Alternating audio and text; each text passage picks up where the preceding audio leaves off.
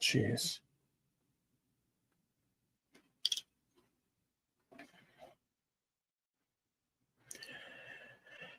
Hey, everybody. Welcome to another episode of The Bitter Pill. So, I haven't seen you in a couple of months. So, first of all, I just wanted to tell you where I've been. Um, I did have some work, but mainly, I,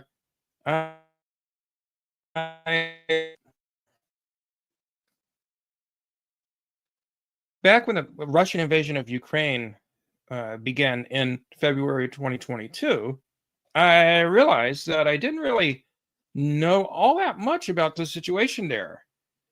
I knew basic things, such as that a US backed fascist coup brought to power a very anti Russian government that occurred in 2014. I knew that, as one would expect, the coup government, being full of freaking Nazis, had a very atrocious human rights record. And I knew that the Russian invasion, for a variety of reasons, was hardly unprovoked, contrary to Western propaganda to that effect. But I felt like I needed to learn more. So I set about educating myself, and I made several videos on this channel about the conflict as I was learning about this. And then in May of 2022, I published the first article on what at the time was a new Substack blog. It was kind of a comprehensive summary of everything I had learned pertinent to the Ukraine war, titled The Ukraine Conflict Made in America. And that's jeffmelton.substack.com if you're interested in checking that out. But, oh goodness, all these new options here. I don't really know how to get to. Oh, banners. Yeah.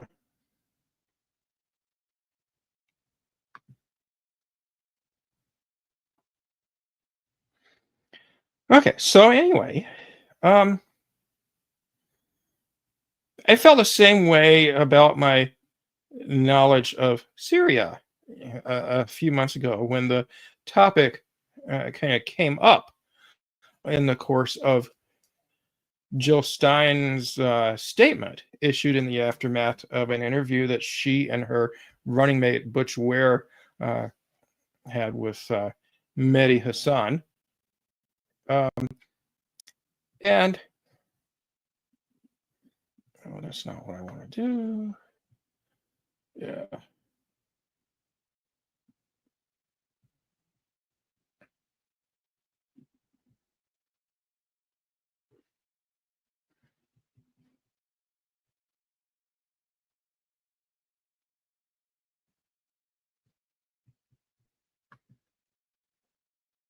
Okay, so there's my blog post about that, an alternate version of the Steinware campaign's response to Mehdi Hassan, where I went over some of the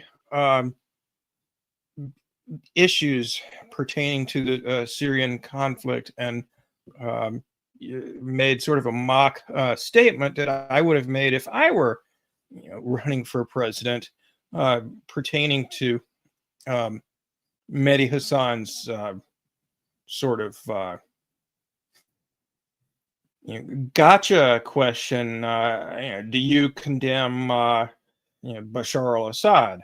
Do you think that Bashar al-Assad and Vladimir Putin are war criminals? Kind of like how Piers Morgan asks people, do you condemn Hamas?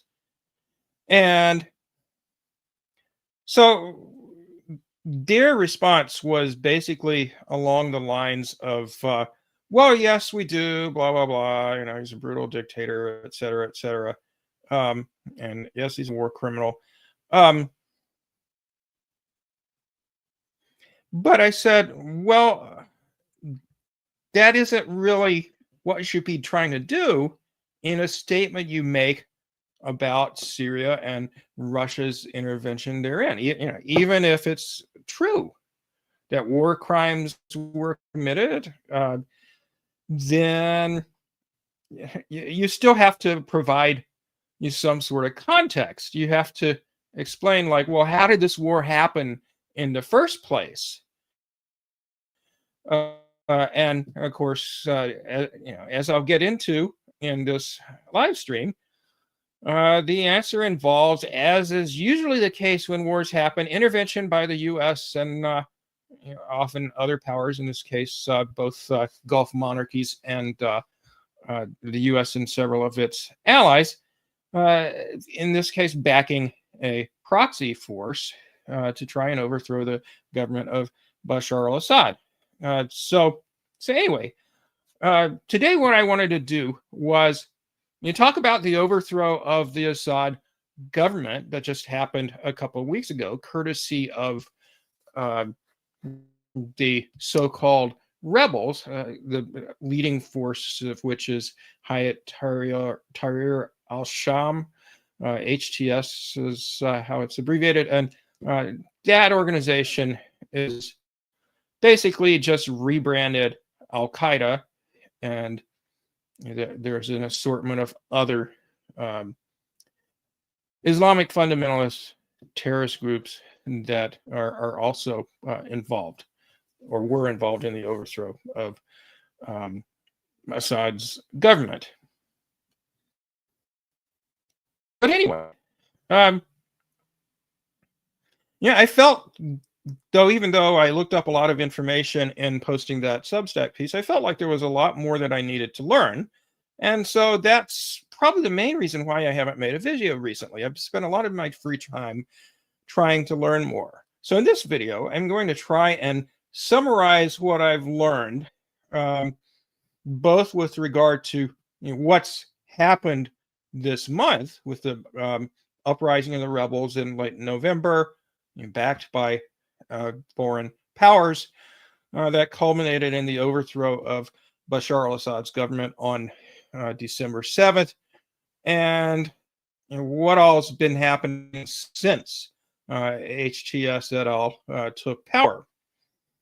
And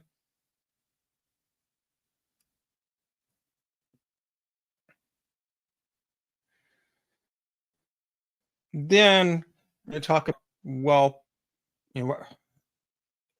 why is this not a good outcome, regardless of what you think of Bashar al-Assad? Well, I mean, if you rewind 21 years, or a little over 21 years, the U.S. overthrew, the U.S. and its partners in Iraq overthrew the government of Saddam Hussein. And,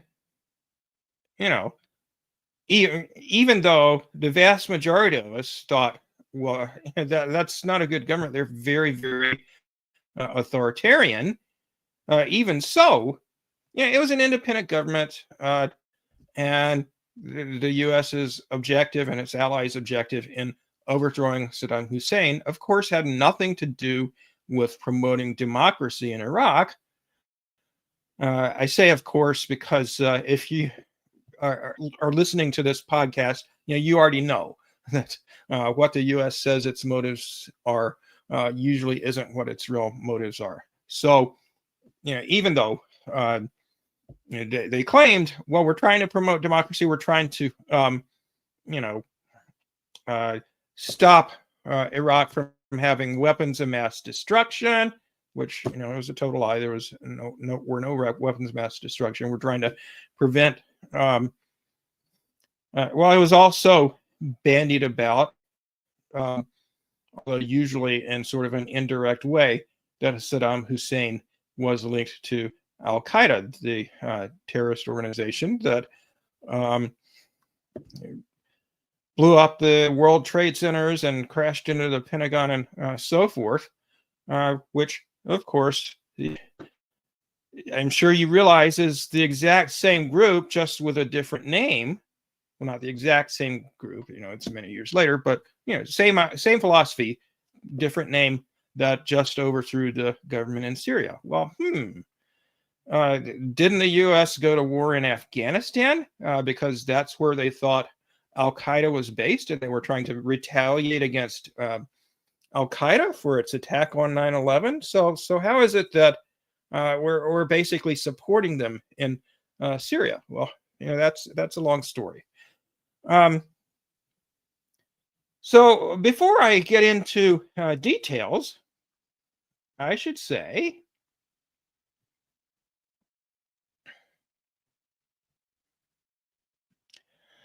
in case Barry White is watching this video, or in case anyone else with similar views on Syria, which unfortunately includes a lot more people than one would think who call themselves socialists or anti-imperialists. If any such people are watching it, I'll just say up front, no, I'm not an Assad toady or an Assad fan, as someone has accused me of being the other day. I certainly have criticisms of the erstwhile government of Syria and the Ba'ath Arab Socialist Party governments that preceded Bashar al-Assad, just as I did of Saddam Hussein's Ba'ath Arab Socialist Party government in Iraq. Similar philosophy, same name. I think, based on what I know, that Saddam Hussein's government was probably worse in terms of just being very brutal and authoritarian. But really, whether one or the other of these governments was worse is beside the point. Because, for several reasons that I'll get into, Assad's government was a vastly lesser evil than the current government of hedge hoppers. The government consisting at this point of the rebranded Syrian al-Qaeda group, Hayat Tahrir al-Sham, and its allies. And just as there was with Iraq, there's been a concerted propaganda campaign to demonize Bashar al-Assad's government. Even after he was overthrown, they're still demonizing his government. In a way that U.S. allies, such as the Saudi Arabian monarchy, which I don't think anybody can doubt that they're probably more authoritarian than Bashar al-Assad's government was. So if you have more venom for Bashar al-Assad and his government than you do for Saudi Arabia, or if you have more venom for that Syrian government than you do for Al-Qaeda, which killed thousands of Americans on 9/11, as well as collaborating with its fellow Islamic fundamentalist extremists and countless atrocities against fellow Arabs and Muslims in Syria and Iraq and Libya and elsewhere, that have likely killed hundreds of thousands of people, even just in Syria, you've been taken in by Western propaganda. Because again, it's just commonplace for the U.S. not only to, and not just the U.S., but all imperialist countries, not just intervene anywhere in the world where they perceive that their interests are at stake, the interests of the ruling class of the U.S. and those other countries that engage in proxy wars or invasions, et cetera, against other countries. Not only do they do that, and according to some research by, I forget the congressional agency that does this, there have been hundreds of military interventions of one sort or another by the U.S. over the course of its history, and almost half of that number have taken place since the end of the Soviet Union. So over 200 coups or attempted coups or proxy support of proxy forces and direct invasions and so forth. And that's not even counting sanctions, which I think the U.S. is currently sanctioning about 50 countries, Syria, of course, being one of them. But just to kind of serve as a reminder of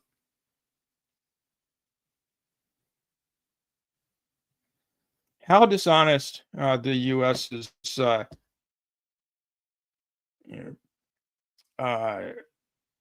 efforts to rationalize its foreign policy are. That not only a political comedian that I like, Dave Lippman, used to refer to the CIA as the Committee to Intervene Anywhere. And the U.S. literally does intervene anywhere or pretty much everywhere in the world. There's hardly a country, even some of our allies, where the U.S. government hasn't interfered in its political affairs in some way. And along with that, if the intervention is public, then there's always a propaganda campaign that goes with it. There's no such thing as, well, they lied about Iraq, but they're telling the truth about Syria or Libya or something like that, Yugoslavia. There's always some lies going on. And so as anti-imperialists, as people who oppose wars of aggression or genocides, it's incumbent on us not only to oppose those interventions, but to try and sort out truth from propaganda when we look at whatever regime the U.S. is trying to overthrow. So here's a short video I wanted to show you from Tim Anderson. He's a professor and geopolitics expert who wrote a book on Syria called The Dirty War on Syria. So anyway, here's what he had to say about propaganda efforts.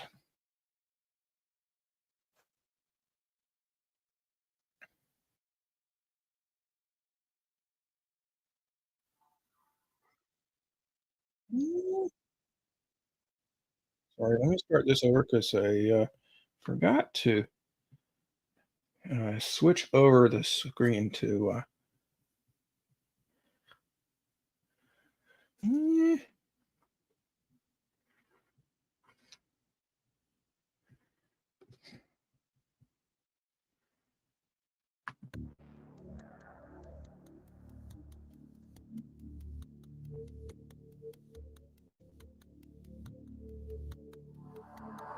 Our judgment that we've been attacked that day was wrong. It didn't happen.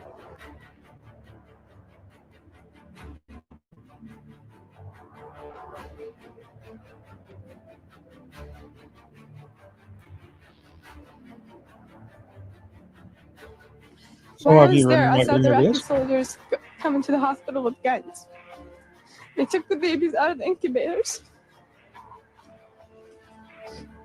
Took the incubators and left the children to die on the cold.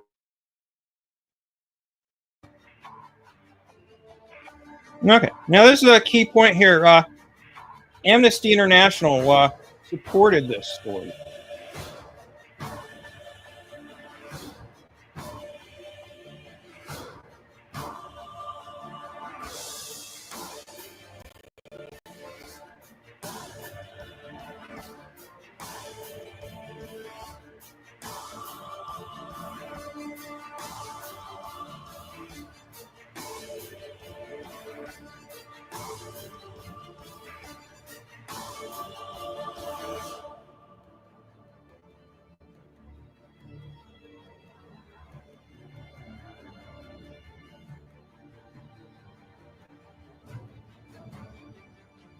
Again, Amnesty International furnishes propaganda. Descriptions of biological weapons factories on wheels and on rails, which could be activated within 45 minutes.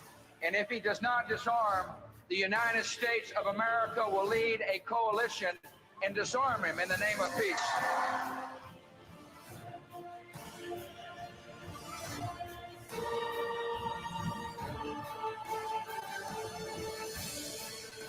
it appears that there were not weapons of mass destruction.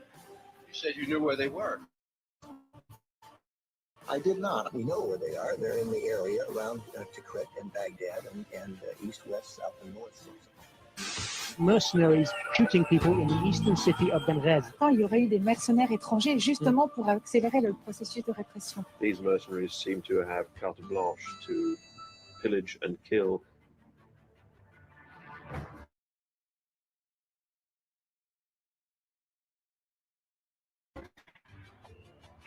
Aujourd'hui, force est de constater qu'on n'a pas de preuves concrètes d'utilisation de forces mercenaires par Kadhafi.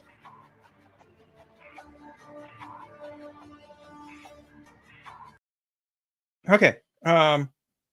So, well, I'll show the rest of it when we get to Syria, but obvious pattern there. And he just showed a few examples of the lies that, the U.S. is told, and by the U.S., Western governments in general, and not only governments, but corporate media, of course. There was a study done by Amy Goodman at Democracy Now! And her colleagues, where they showed that out of something like 400 interviews conducted on various mainstream media outlets, including PBS, about the Iraq War, only 3 out of those 400 were opposed to the war, whereas it wasn't quite a majority, but a very sizable minority of the American public opposed it.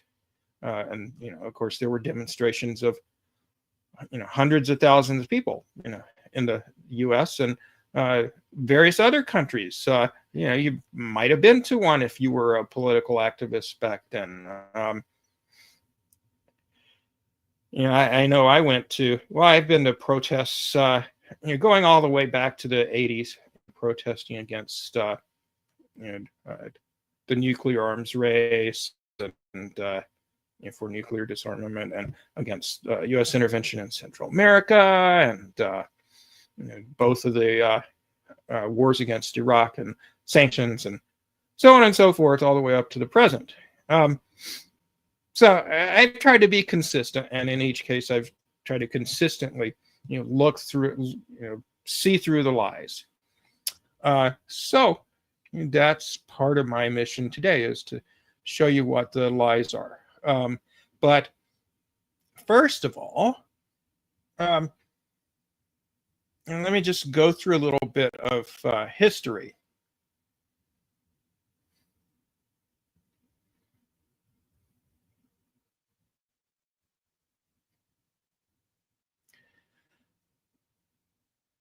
So up until the early 1900s, Syria was not an individual country. It was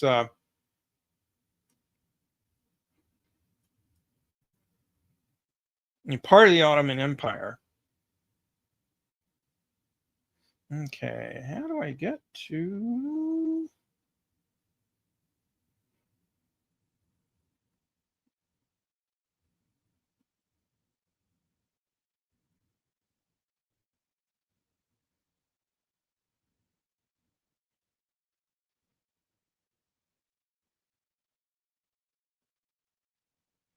There we go. Okay, so until the early 1900s, Syria was just part of the Ottoman Empire, and Syria became a country, though not an independent country really, when the Ottoman Empire ended shortly after that, in 1922. But the reason why Syria became a country is that under the terms of the Sykes-Picot Agreement in 1918, just after the end of World War I, between the United Kingdom and France, and Turkey was on the losing side and lost its empire, the Arabic-speaking world was divided up into separate colonies of Britain and France. So, for instance, Syria and Lebanon became French colonies. Palestine and I forget where else became British colonies. So the region basically had new masters that deliberately divided the region into separate countries so that it could more easily control them than if there were a single Arab nation that had all those oil researches and had a population exceeding that of the U.S. It could have become a rival to the West if it had been a united Arab nation. Now, a lot of Arabs in those various countries had a similar agenda of liberating themselves from the shackles of colonialism, getting true independence, and forming a single Arab nation. In other words, they were Arab nationalists. And among them were the folks who formed the Ba'ath Party. It was originally founded by two French-educated school teachers from Syria, Michel Aflaq and Salah al-Din al-Bitar. I'm not sure how you say the names, but anyway. Contrary to the myth, this is Stephen Gowan's book, Washington's Long War on Syria, by the way.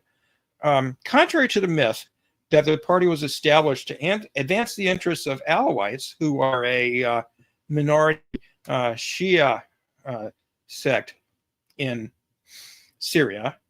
I think it's like maybe 10% of the population. I'm not sure about that. Might not even be double figures. But anyway, Bashar al-Assad happens to be from that Alawite minority. His wife is actually Sunni. So Alawite is Shia, and then there's Sunni. Aflaq was a Christian, and al-Bitar was a Sunni Muslim. So you get the idea that there's people from a diversity of backgrounds kind of coming together around the Arab nationalist project there in Syria. And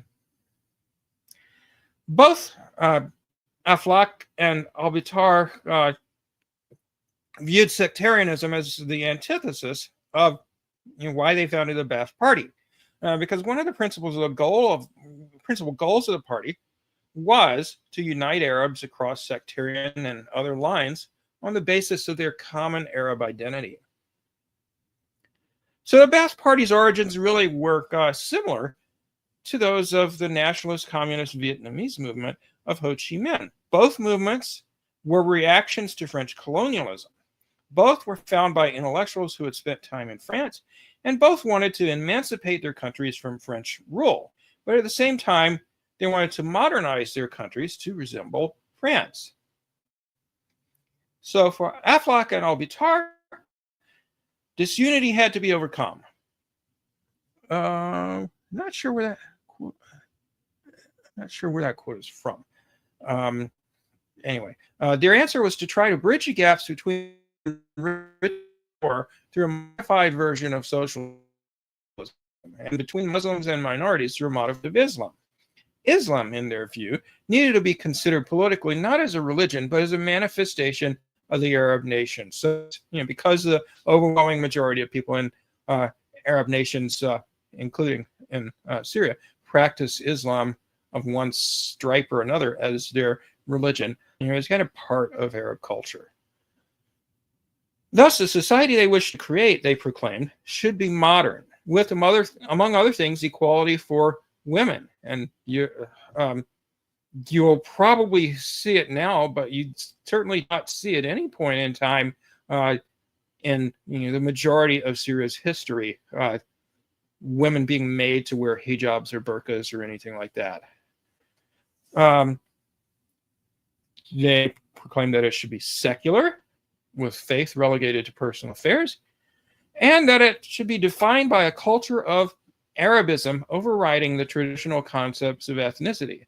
So, I don't, although that may be part of my identity, I don't identify as, Alawite or Druze or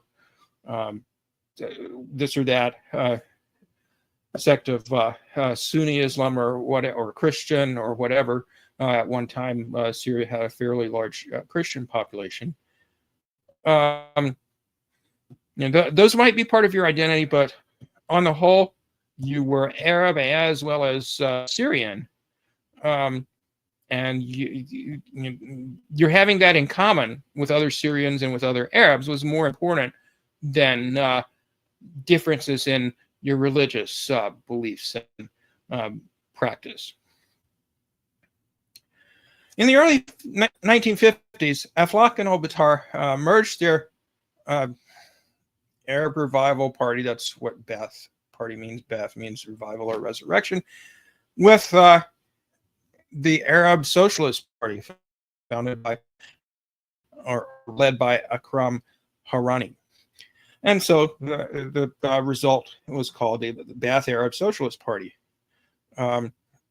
And as I mentioned earlier, that party also came into existence in Iraq. But in Syria, a young man named Hafez al-Assad was a leading member of that party, and later his son Bashar, and Bashar's brother, whose name I forget, also wound up playing important roles. But the reason why Bashar's brother didn't become president, because he was the more political of the two, is that he died in an accident. So that's how Bashar al-Assad became president in 2000. Baathism was guided by three values: unity of the Arab nation, freedom of the Arab nation from foreign domination, and Arab socialism. Arab socialism was defined as state planning, that is, direction and control of the economy in order to overcome the Arab world's colonial legacy of underdevelopment. And also, we could add to that state control over natural resources, such as oil. So, of course, that, in the case of both Syria and Iraq, was a problem, so to speak, for countries like the United States that wanted to dominate West Asia. So the Ba'ath Party's commitment to unity was based on the view that all differences existing among Arabs ought to be considered casual and fake. In other words, of no political significance. This view was at variance with political Islam, which defined Islamic identity rather than ethnicity as a desired political organizing principle of the Arab world. For Baathists, the enemy was Western imperialism and its instruments, including Israel, quote-unquote Israel, the Jewish settler state in Palestine, and Washington's Arab client states such as Saudi Arabia. The imperialist countries, in the Baathist view, had divided the Arab nation, Sykes-Picot, 1918, in order to dominate it economically and politically, and relied on Israel and the Arab monarchs as local instruments to help reinforce its hegemony.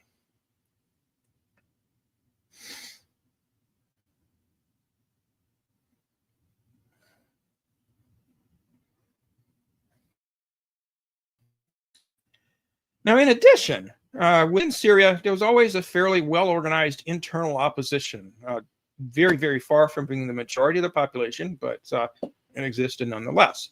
And that opposition took the form of Islamic fundamentalist groups, mainly in the early days of Syria, for really the majority of its history, the Muslim Brotherhood, and organizations that have existed since then that have a similar ideology, very sectarian.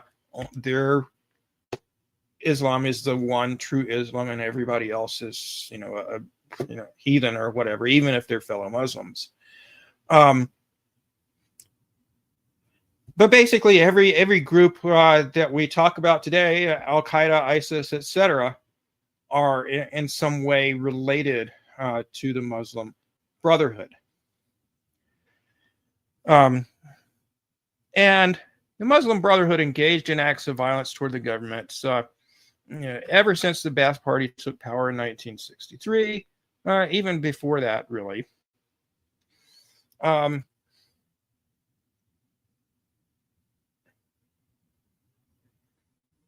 So Stephen Gowans summarizes this by saying, unlike the Arab nationalists, whose program was based on mobilizing on the basis of a common language, the Muslim Brothers sought a larger world, that of Islam, on the basis of Islamic and not Arab identity. The Brothers' solution to reversing the decline of Islam relative to the West was to return to the pure Islam, as they called it, defined as that practiced by the first few generations of Muslims, the so-called Salaf, from which the word Salafism, meaning Islamic fundamentalism, is derived. And notably, the Muslim Brotherhood rejected communism, socialism, and Arab nationalism as alien importations from the West, and as false ideologies, springing from the imperfect minds of humans rather than from the Quran, the revealed word of a perfect God. So, abhorrence of left-wing ideologies made Islamists valuable allies of convenience for Western governments.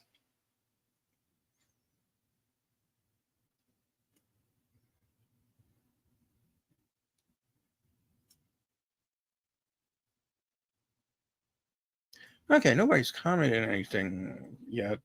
Please feel free to share a comment if you like.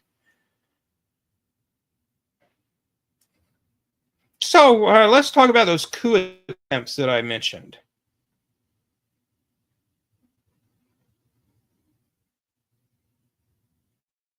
Okay, I'm not sure why I'm not being given the option to share this with you. Geez, that's weird.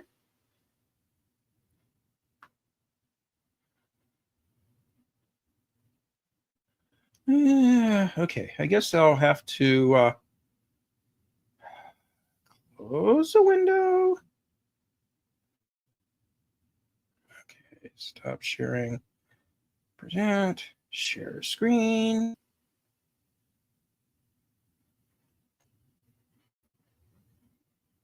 Okay, so Monthly Review has a nice article summarizing Western interference in the politics of Syria. Actually, it was published originally in the Orinoco Tribune. But anyway, it's still called Uprising, that began in 2011 and ended recently with the overthrow of Assad's government, was not the first time that the U.S. had attempted regime change in Syria. Gowans, in the book that I was just reading an excerpt from, describes American opposition to the fiercely independent Arab nationalist movement that came to power in Syria in 1963. In 1971, Hafez al-Assad was elected president. He was the father of Bashar al-Assad.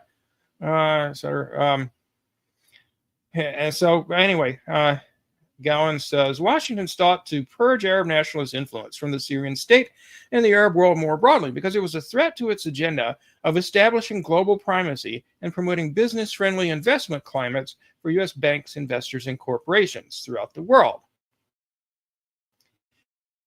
Arab nationalists aspired to unify the world's 400 million Arabs into a single superstate capable of challenging U.S. hegemony in West Asia and North Africa and becoming a major player on the world stage, free from the domination of the former colonial powers in the U.S.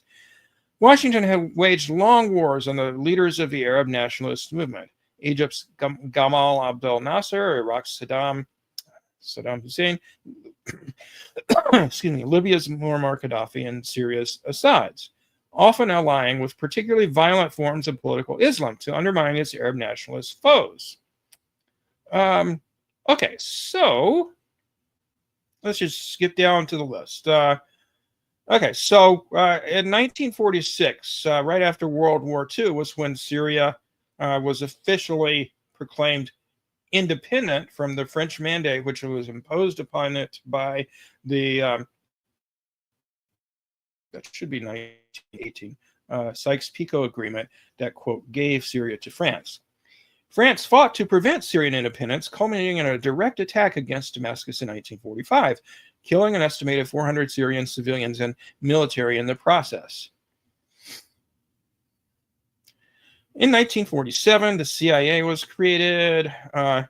And in 1949, the CIA backed a coup. After Syria declared war on the Nazis, I mean, there were Nazis after 1945, but I'm not sure what Nazis this article is referring to. And so they overthrew an elected secular president who supported the Palestinians, was anti-Zionist, and didn't recognize the state of Israel. So, cardinal sin even back then. Al-Quwatli rejected the Trans-Arabian Pipeline. Sounds familiar. Oil pipelines often have a lot to do with these interventions, or oil resources generally. That was the case in Afghanistan. A joint venture of Standard Oil and Texaco, now Chevron, because he believed it would afford the U.S. undue influence in Syria. Okay, so he rejected the pipeline, and so the CIA engineered a coup, replacing Al-Quwatli with the CIA's handpicked dictator, a convicted swindler named Husni al-Zaim.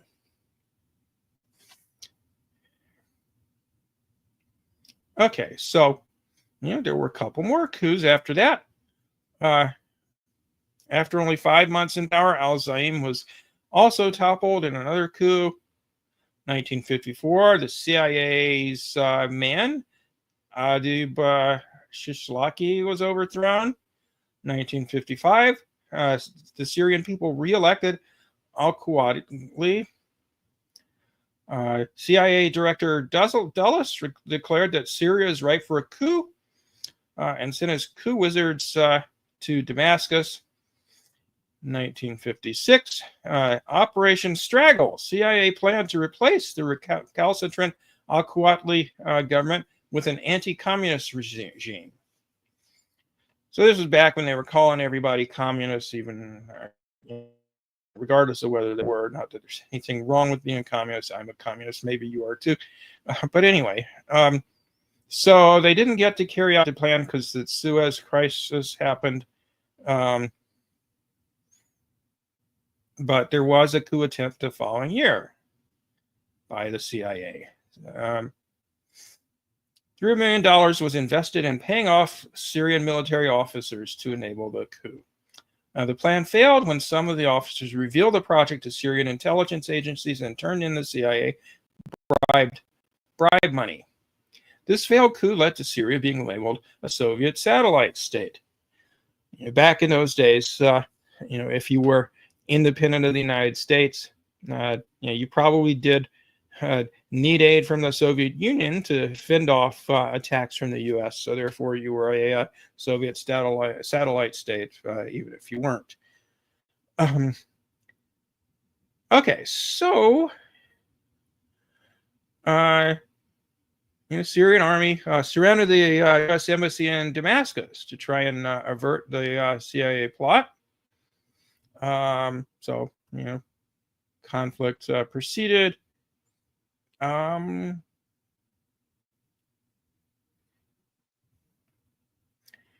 Both British Prime Minister at the time, Harold Macmillan, and U.S. President Dwight Eisenhower conspired to overthrow the Syrian government and plunder its oil resources, assassinate various Syrians, and force a regime change. So that was revealed in classified documents released in declassified in 2003. And also, by this time, the late 50s, the U.S. was financing and providing weapons to the Muslim Brotherhood.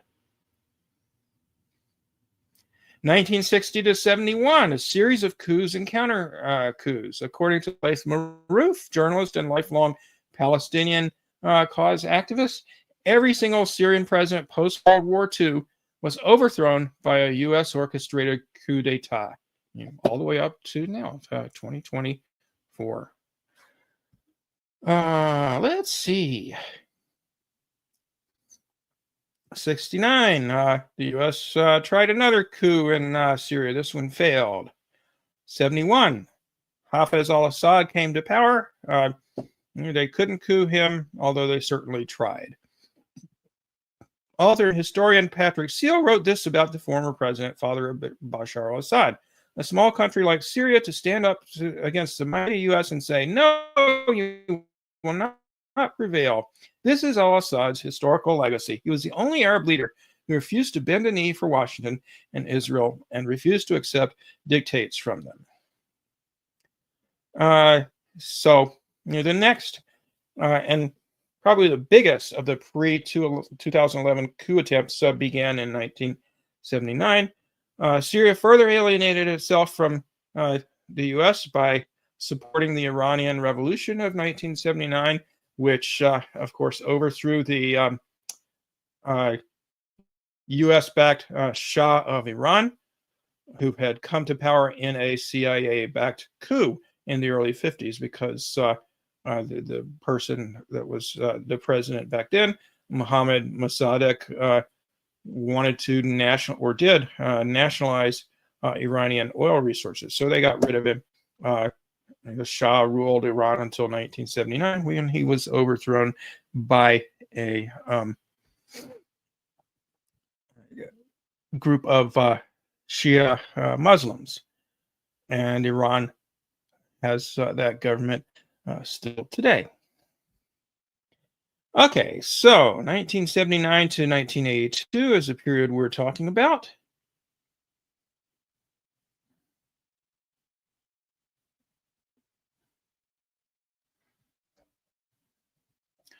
So, the Muslim Brotherhood engages in an armed uprising during those 3 years, and a big showdown between the Syrian military and the and security forces and the U.S.-backed Muslim Brother opposition occurred in the city of Hama in 1982.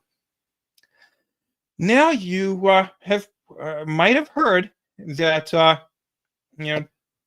this was the incident in Hama was a massacre of civilians by the brutal Assad dictatorship. Now, Hafez al-Assad, his government certainly, was authoritarian. They repressed civil liberties largely, I think, because they were trying to prevent themselves from being overthrown. The Syrian secular, non-sectarian government from being overthrown by the hyper-sectarian extremist Muslim Brotherhood. So most of the people that are getting killed and imprisoned and so forth, maybe tortured, because unfortunately Syria did some of that too.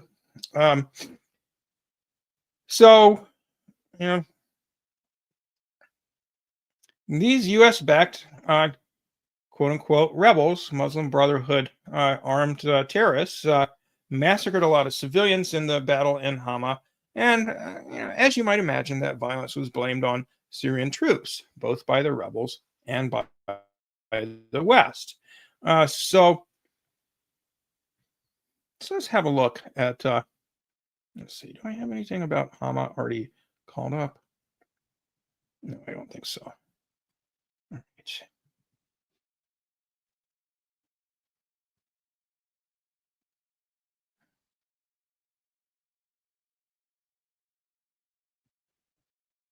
Okay, I don't know why StreamYard is acting up tonight, where I have to close out the presentation window entirely in order to move to another file, but that's what it's doing. Let's see.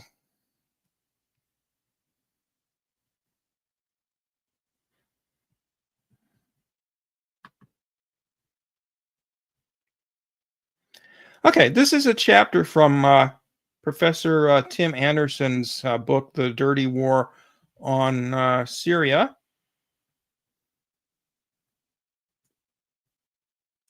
As opposed to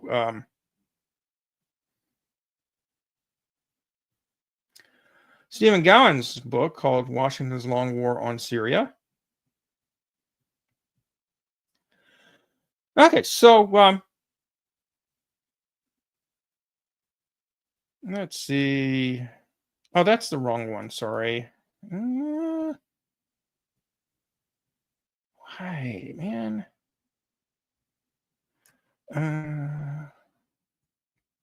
Okay, I think that maybe this has some stuff about Hama in it anyway.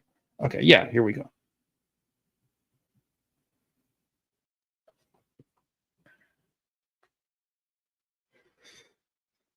Okay, so the Defense Intelligence Agency, as well as an independent journalist named Patrick Seal, gave independence of what happened in this rebellion in Hama. So after years of violent sectarian attacks by the Muslim Brotherhood, by mid-1980, President Assad had broken the back of their sectarian rebellion, which aimed to impose a Salafi Islamic state, a caliphate. One final coup plot was exposed, and the Brotherhood felt pressured into initiating an uprising in Hama.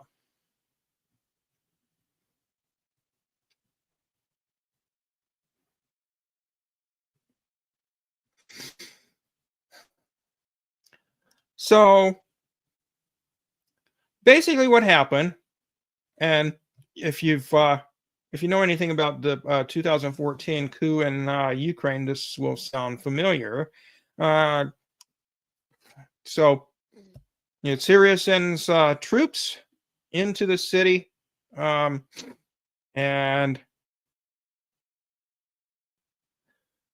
they were ambushed by rooftop snipers, killed something like 20 soldiers. Brotherhood leader Abu Bakr gave the order for a general uprising. Hundreds of Islamist fighters rose. By the morning, some 70 leading Baathists had been slaughtered, and the triumphant guerrillas declared the city liberated. However, the army responded with a huge force of about 12,000. The battle raged for 3 weeks. It was a foreign-backed civil war with some defections from the army. 2 months later, a U.S. intelligence report said the total casualties for the Hama incident number about 2,000. This includes an estimated 300 to 400 members of the Muslim Brotherhood's elite secret apparatus. This is from the Defense Intelligence Agency, as I mentioned. Seal recognizes that the army also suffered heavy losses. At the same time, he says, large numbers died in the hunt for the gunmen. The government sympathizers estimating a mere 3,000 and critics as many as 20,000. A figure of 5,000 to 10,000 could be closer to the truth. He adds, the guerrillas were formidable opponents. They had a fortune in foreign money and no fewer than 15,000 machine guns. Subsequent Muslim Brotherhood accounts have inflated the casualties, reaching up to 40,000 civilians, thus attempting to hide their insurrection and sectarian massacres by claiming that Hafez al-Assad had carried out a civilian massacre. Foreign backing had come from not only from the U.S. but several U.S. collaborators: Jordan, Christian militias in Lebanon, and Saddam Hussein in Iraq. Interestingly enough. Okay. I think maybe. Okay, I've already been going for an hour, so I won't go on with discussion of Hama any further. But suffice it to say, it was a sort of a presaging of what happened at the beginning of the Syrian quote-unquote revolution in 2011.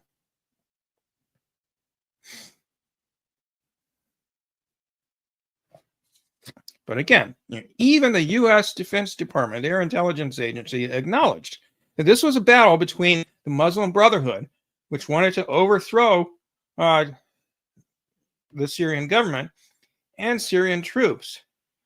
They also acknowledged that the Muslim Brotherhood had very little popular support in Syria because of their terrorism and sectarianism, and that the majority of those killed were combatants. Yeah, I'll put a link to this in the video description of this article, or in a list of resources I'm putting together over on Substack, or both. This leaked document made no mention of Syrian troops massacring civilians, as has been alleged by some on the left nowadays. Okay, so fast forward to the 21st century. Remember the Project for a New American Century? I believe written by the Heritage Foundation, one of those conservative think tanks in the late 90s. At the time, the Soviet Union had been overthrown back in 1991. It had collapsed. And so the U.S. was in a very sort of hegemonic position in the world. And they thought that just as the 20th century had been labeled the American century, because especially in the second half of it, the U.S. was so politically dominant in the world, they thought, well, now there's nobody to oppose us. So this is going to be the new American century. And of the plan that was put forward was that 7 countries in the Middle East and North Africa were slated for overthrow by the Bush administration shortly after 9/11. This was disclosed by General Wesley Clark.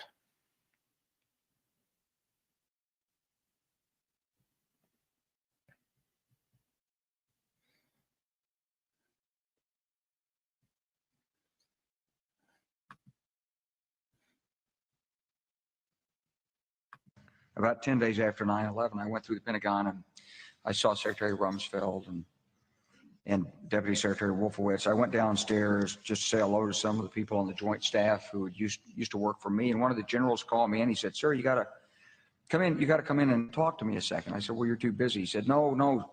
He says, "We've made the decision. We're going to war with Iraq." This was on or about the 20th of September.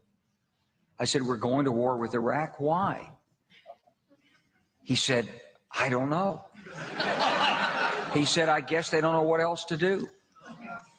So I said, "Well, did they find some information connecting Saddam to Al-Qaeda?" He said, No. He says, "There's nothing new that way. They just made the decision to go to war with Iraq." He said, "I guess it's like we don't know what to do about terrorists, but we've got a good military and we can take down governments." And he said, "I guess if the only tool you have is a hammer, every problem has to look like a nail."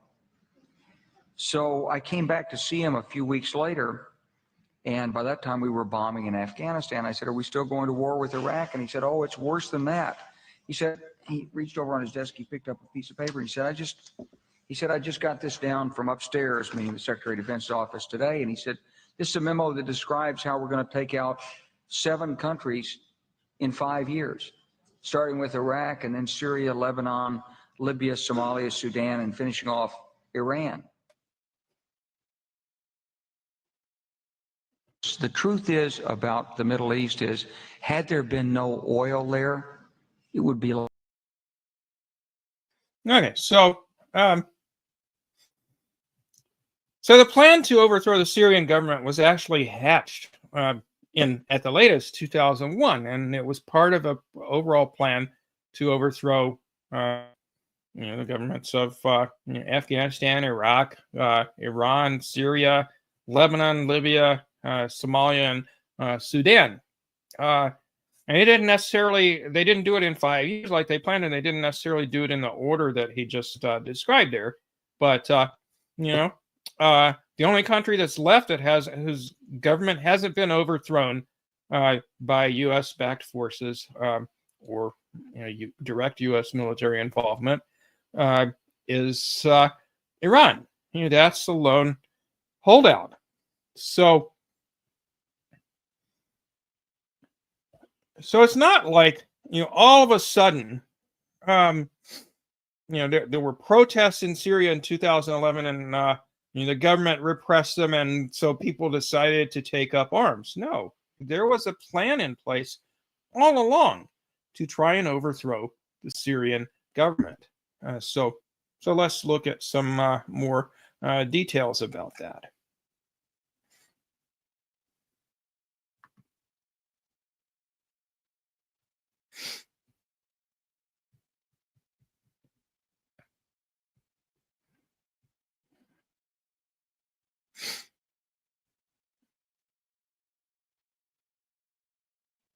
Where the heck is it? No, that's not what I was looking for.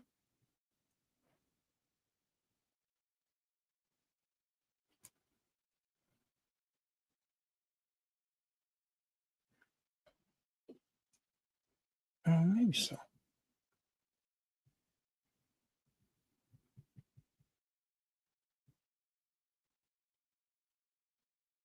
I think there's a better article on the Arab Spring itself. Let me see. Just hold on just a second.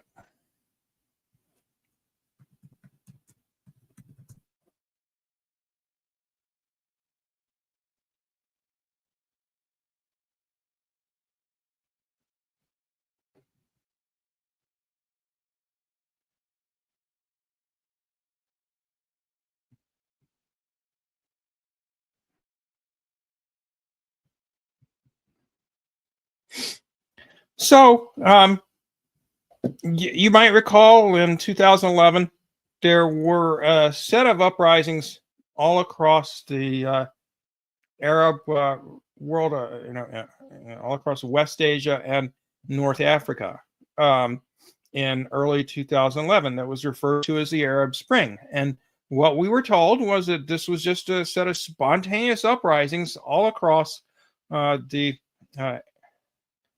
that part of the world, various Muslim countries in West Asia and North Africa. You just spontaneously, just happened to occur at the same time. Well, certainly there were things for people to protest about in all of those countries. There's no doubt about that. And many of the protesters were sincerely trying to reform their governments or overthrow their governments perhaps and bring about reforms in whatever way. But it turns out that there was Western funding for some of the groups that were involved in organizing the Arab Spring protests. So the U.S. government played a significant role in instigating, funding, and coordinating the Arab Spring revolutions, quote unquote. According to the author of the book, Ben Sada, the Middle East and North African Arab Spring revolutions have 4 unique features in common. None were spontaneous. All required careful and lengthy 5+ years planning by the State Department, the CIA, and various foundations it's associated with, including George Soros's Open Society Foundation and the Pro-Israel Lobby. All focused exclusively on removing what they characterize in this book, I guess, as reviled despots without replacing the autocratic power structure that kept them in power. No Arab Spring protests made any reference whatsoever to powerful anti-U.S. sentiment over Palestine and Iraq. All the instigators of Arab Spring uprisings were middle-class, well-educated youth who mysteriously vanished after 2011. Ben Sada begins by introducing nonviolent guru Gene Sharp, who wrote several books promoting nonviolent civil disobedience and going through various tactics. And he created a foundation to promote it. But turns out he was affiliated with the CIA and was working with them. And played a major role in multiple so-called color revolutions, including Ukraine in 2004, Serbia in 2000, and the Arab Spring in 2011. The U.S. goal in the Arab Spring revolutions was to replace unpopular despotic dictators while taking care to maintain the autocratic U.S.-friendly infrastructure that brought them to power. I already said that. Sorry.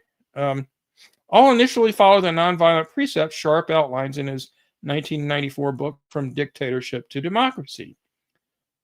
However, in Libya, Syria, and Yemen, the U.S. and their allies were clearly prepared to introduce paid mercenaries when their Sharpian, quote, revolutions failed to produce regime change. Relying mainly on WikiLeaks cables and the websites of key CIA pass-through foundations, bin Saud methodically lists every State Department conference and workshop the Arab Spring heroes attended, the dollar amount spent on them by the State Department and key, quote, democracy-promoting foundations. As used here, democracy is synonymous with capitalism, i.e. favorable to the interests of U.S. investors. So we have the U.S. Agency for International Development, the National Endowment for Democracy, the International Republican Institute, the National Democratic Institute for International Affairs, Open Society Institute, George Soros' foundation, Freedom House, Canvas, the Center for Applied Nonviolent Action and Strategies, etc. Bin Saud focuses most heavily on the Tahrir Square uprising in Egypt. The Washington Post has estimated approximately 10,000 Egyptians took part in NED and USAID training in social media and nonviolent organizing techniques. According to WikiLeaks, NED paid and one of the organizers, an Egyptian exile named Omar Suleiman, a yearly stipend of $200,000 plus between 2008 and 2011 for coordinating the Tahrir Square protests from his office in Washington, D.C. The book, titled Arabesque's Dollars, devotes far more attention to Libya, Syria, and Yemen than bin Saud's first book. I forget what his first book was. Anyway, his first book was largely focused on Egypt. But anyway, in the section on Libya, bin Saud zeroes in on 11 key U.S. assets who engineered the overthrow of Gaddafi. Some participated in the same State Department trainings as the Middle East opposition activists and instigated nonviolent Facebook and Twitter protests to coincide with the 2011 uprisings in Tunisia and Egypt. And by the way, these so-called Arab Spring protests took place in basically all of the Arab or North African Muslim majority countries, including Gulf monarchies such as Saudi Arabia, Qatar, Bahrain, etc. We didn't hear about that because, they wanted to focus on places like Libya and Syria and to some extent Egypt, where, if you don't know, they were backing a lot of people associated with the Muslim Brotherhood, which is who took over the government in Egypt initially when what's his name, Hosni Mubarak was overthrown.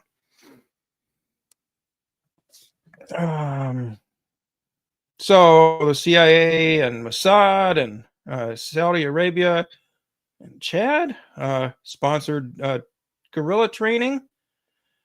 And then they sent these Islamic fundamentalists in. Some of them were Libyan, some were not. And rose up and, with the aid of NATO bombing campaign, overthrew and killed Muammar Gaddafi. And you know what happened. Libya's been a basket case with slavery and so forth ever since, and no stable government. Between 2005 and 2010, the State Department funneled $12 million to opposition groups as opposed to Bashar al-Assad. The U.S. also financed Syrian exiles in Britain to start an anti-government cable TV channel that they beamed into Syria. Bin Saud focuses on a handful of Syrian opposition activists who received free U.S. training in cyber activism and nonviolent resistance beginning in 2006. One, Osama Munajed, is featured in the 2011 film How to Start a Revolution. So they worked closely with the U.S. Embassy funded by the Middle East Partnership Initiative. That's a State Department program that operates in in countries such as Libya and Syria, where the U.S. Agency for International Development is banned. In February 2011, these groups posted a call on Twitter and Facebook for a, quote, day of rage in Syria. Nothing happened. When Sharpian techniques failed to produce a sizable nonviolent uprising, just as in Libya, they and their allies, Saudi Arabia, Turkey, Qatar, Jordan, and many others, Israel, France, the UK, etc. They were set up to introduce Islamic mercenaries, many of them fresh off of their victory in Libya, to declare war on the Assad regime.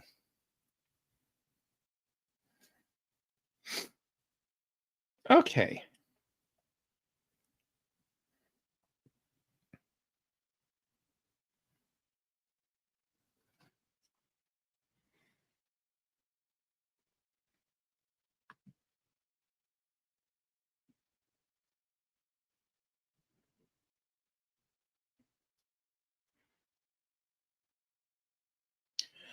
Okay, so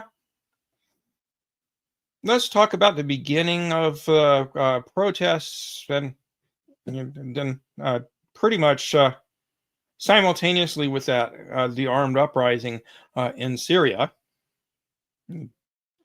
armed, foreign financed, and to a significant degree, foreign fought by foreign mercenaries, uprising in Syria. Okay, and this is written by Tim Anderson, who I mentioned. He wrote a book about the Syrian conflict titled The Dirty War on Syria. So Tim says the world has been deceived over the conflict in Syria. It was always a regime change dirty war and never a popular uprising. The root of the deception was a cabal of Western governments, media, and NGOs, such as Amnesty International, as we saw previously, on a war footing and using partisan sources linked to their proxy armies. Of course, Syria has had an authoritarian system with a feared secret police. Wait. Let me go back here. As veteran journalist Philip Knightley pointed out, war propaganda typically involves a depressingly predictable pattern of demonizing the enemy leader, Bashar al-Assad as Hitler, and people who are part of his government or military through atrocity stories. In this way, a mild-mannered eye doctor called Bashar al-Assad became the new evil in the world and apparently did little but kill civilians for 5 years. So all the focus is on Assad and before him Gaddafi and their alleged crimes, and very little attention paid to, for instance, Saudi Arabia or Qatar or Israel or various other quite authoritarian governments that the U.S. supported.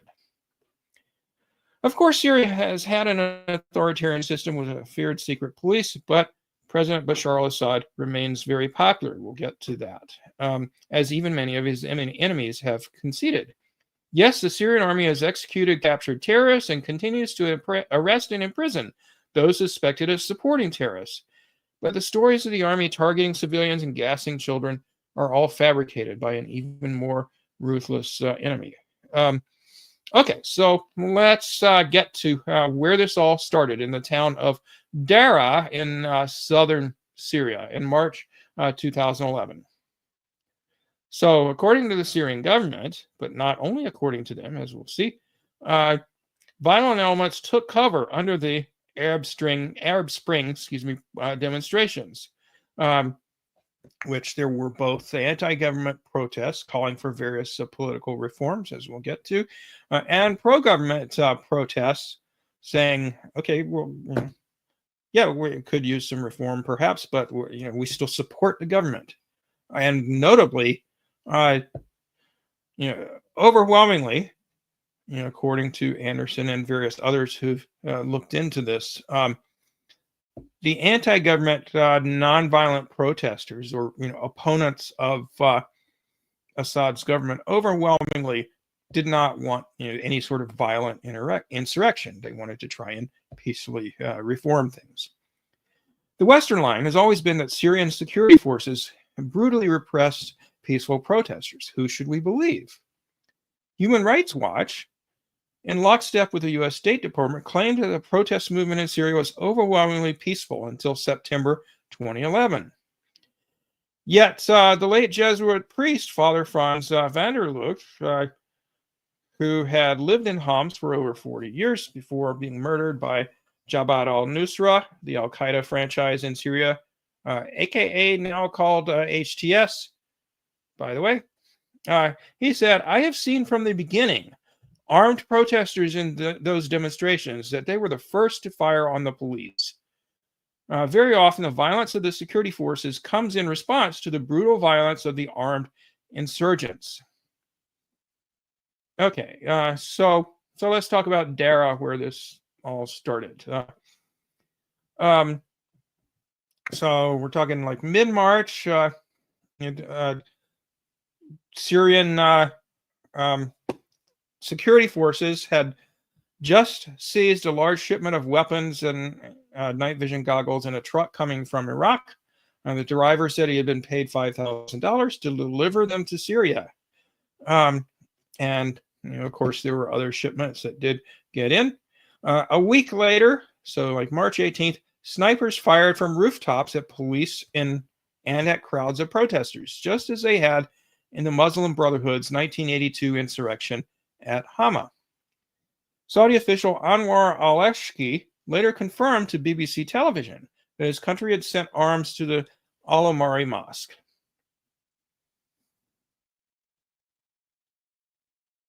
An exiled member of the Muslim Brotherhood called for a holy war against the Alawites, who he claimed dominated the Syrian government.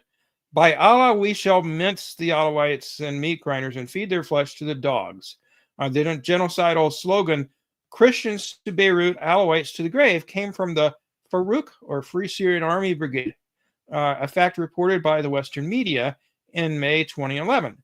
Now, the Free Syrian Army is the group, coalition groups actually, that was actually openly backed by the U.S., who claimed that they were moderate rebels, that they were not Salafists or Islamic extremists, whatever you want to call them. But here they are chanting a genocidal, very sectarian slogan. They wanted to ethnically cleanse Christians, which they did, and they wanted to kill Alawites, which they did kill quite a few of them, according to witnesses. Yet for the first year, U.S. officials maintained the peaceful protesters line, blaming all violence on the Syrian government. Meanwhile, journalists began resigning from Al Jazeera, which you might think is an independent media outlet. It's not. It's owned by the Qatari government. And Qatar, of course, is one of those Gulf monarchies, dictatorships, and also happens to be a major funder and trainer of the terrorists.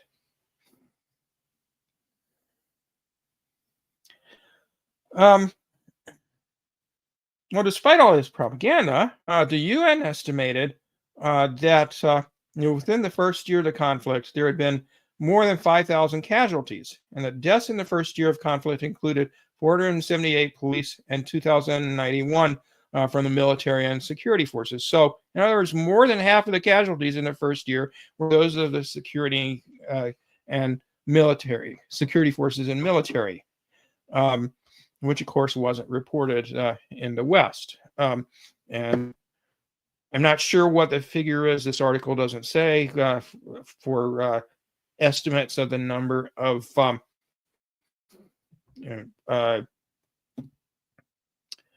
terrorists who were killed. one would assume, at least several hundred, probably somewhere in the thousands. So the majority of the casualties were actually not civilians.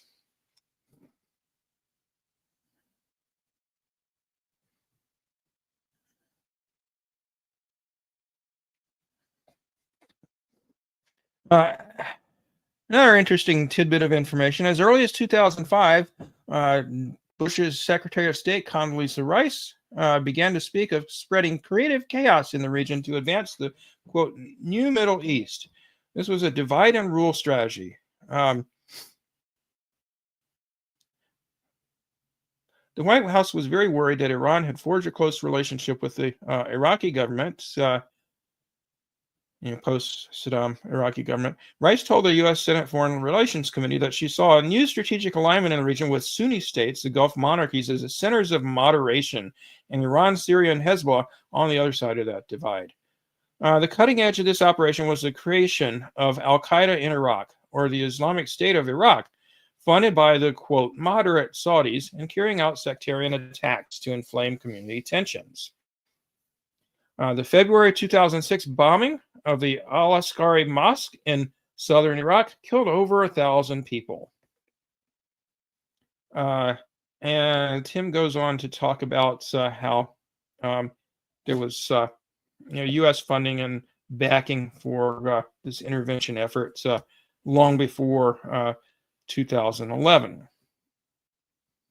The aim was, always regime change, but pretexts were needed.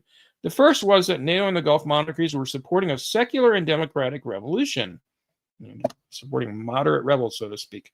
Alternately, they were saying, they claimed they were saving the oppressed majority Sunni Muslim population from a sectarian Alawite regime, which is just standing reality on its head.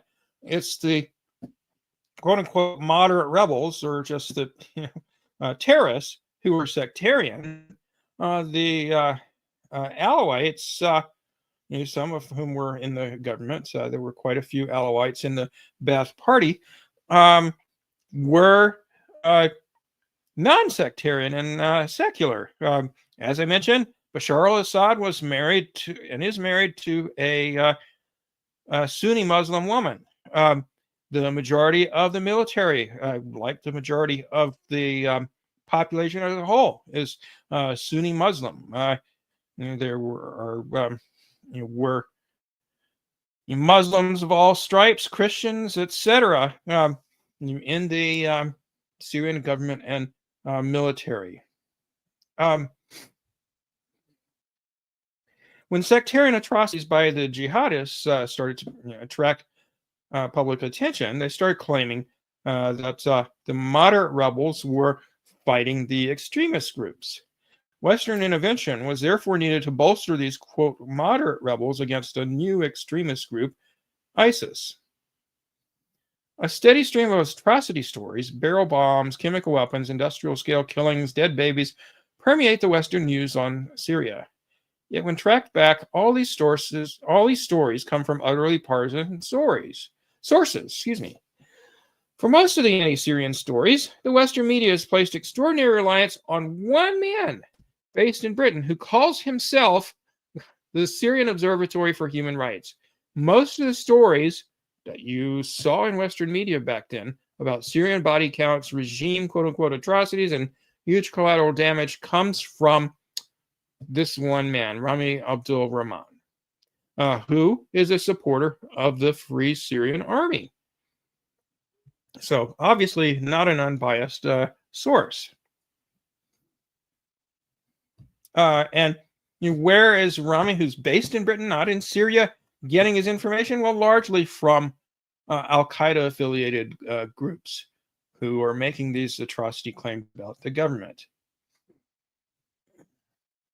So we heard a lot of stories from human rights groups and Western media outlets about so-called barrel bombs, bombs including fuel and shrapnel, had been responsible for massive civilian casualties. The great majority of these barrel bomb attacks have been on places occupied for years by sectarian gangs in northeastern Aleppo and Douma in northeastern Damascus. Yet the last major evacuations of civilians from Douma were in January 2015. 6 months later, quote-unquote, civilians in Douma were said to be killed by, quote, barrel bombs. Video from the U.S.-funded and Jabhat al-Nusra, al-Qaeda-linked group, the White Helmets, shows the injured to be fighting-age men shouting Islamic slogans. So in the interest of time, I'm not going to go through a detailed explanation of who the White Helmets are, but basically, they're a group founded by a British man whose name I forget, who were supposed to be this humanitarian relief and human rights organization, but oddly enough, they always seemed to be based in places where the quote unquote rebels were.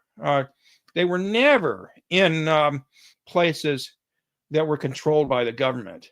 And there's even videos, sorry, I don't have one handy, of some of them changing from their White Helmets uniforms into armed rebel uniforms. So they greatly overlap.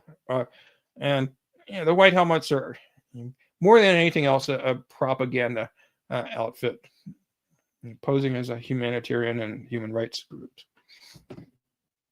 Another thing, another element of the propaganda offensive on Syria, which is the same thing they've done with Israel's genocide in Gaza, is they have recycled war photos from someplace else and claimed that it showed Syrian government atrocities. The director of Human Rights Watch at this time, Kenneth Roth, posted photos claiming they were from Syria and showed the aftermath of Assad's barrel bombing, when actually there were photos taken in Gaza, which there was a major Israeli bombing campaign on Gaza.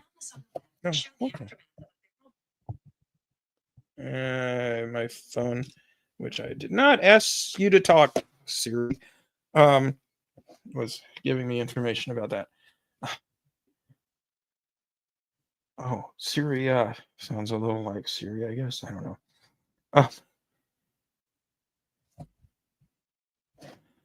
So Kenneth Roth was the head of Human Rights Watch at the time, and he, on more than one occasion, posted photos of war, destruction, and killings of people that he claimed were from Syria, and that the government was responsible for the casualties, when actually they were from somewhere else, like Gaza. Let's see, I might have that somewhere.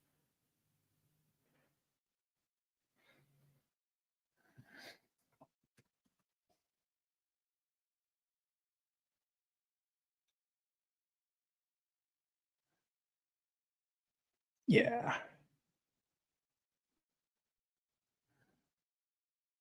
Okay, well, he deleted the original post, but he fessed up to his quote-unquote mistake, which I absolutely guarantee you was a deliberate lie.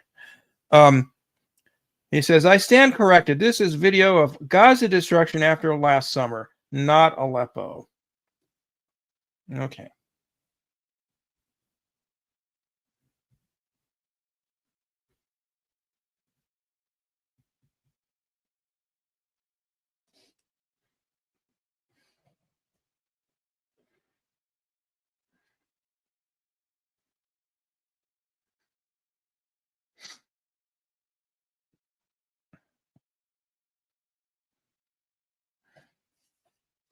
So, you see a pattern here. Hama, 1982, quote-unquote rebels backed by the U.S. massacred civilians, and the violence was blamed on Assad, the father Hafez al-Assad's government. 2011, Dara, Syria. The same thing happened. Snipers on rooftops. You fire into crowds of protesters and fire at the police and military. Lots of both were killed. The violence was blamed on Bashar al-Assad's government. 2014, the regime change operation in Ukraine, the Maidan Square coup. Snipers on rooftops fire into crowds of protesters. The violence is blamed on the Ukrainian government, which is shortly thereafter overthrown.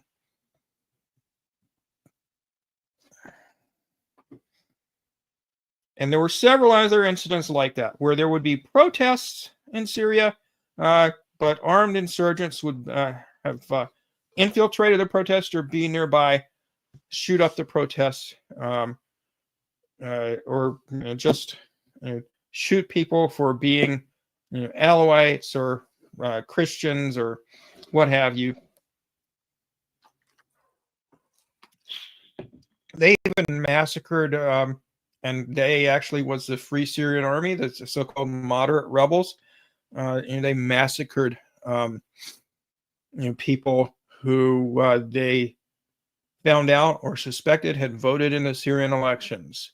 They threatened to kill people before the election if they voted in the Syrian elections, and then they did so.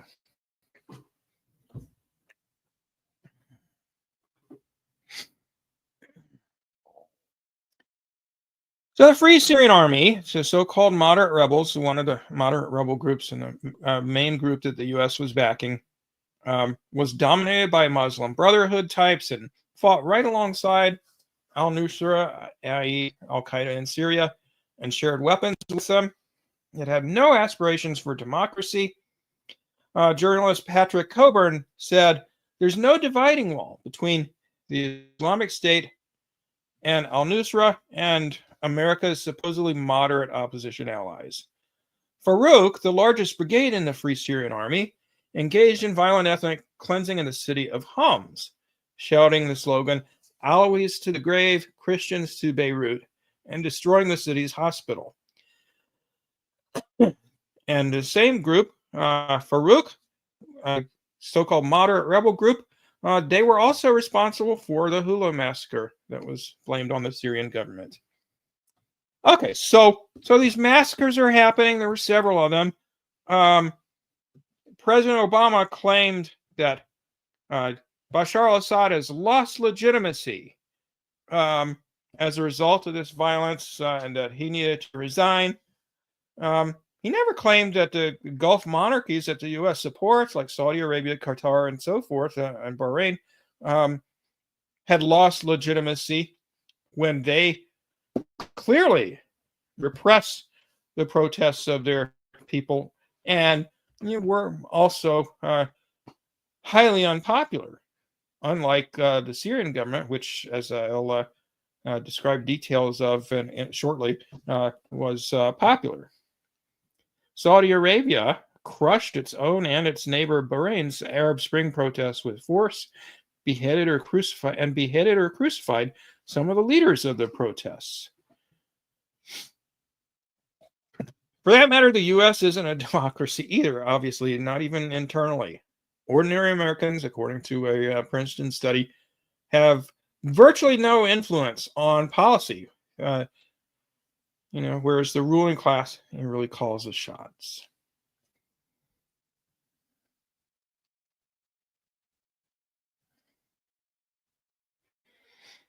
Okay, let's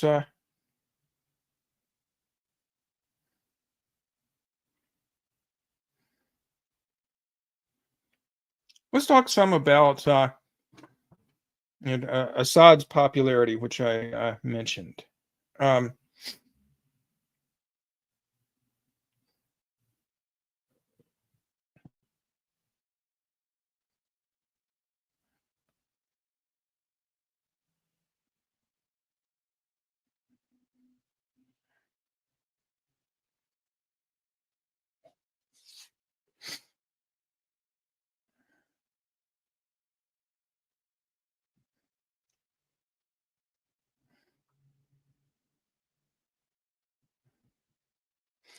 A poll taken or commissioned by NATO in 2013 found that 70% of Syrians supported Bashar al-Assad. 20% adopted a neutral position, and 10% supported the quote-unquote rebels who were trying to overthrow the Syrian government. So even a poll commissioned by the West shows the vast majority of Syrians, even if they don't like Assad, they supported him remaining in power as the president, as opposed to the alternative of the head-chopping rebels, which, according to this poll, only 10% supported.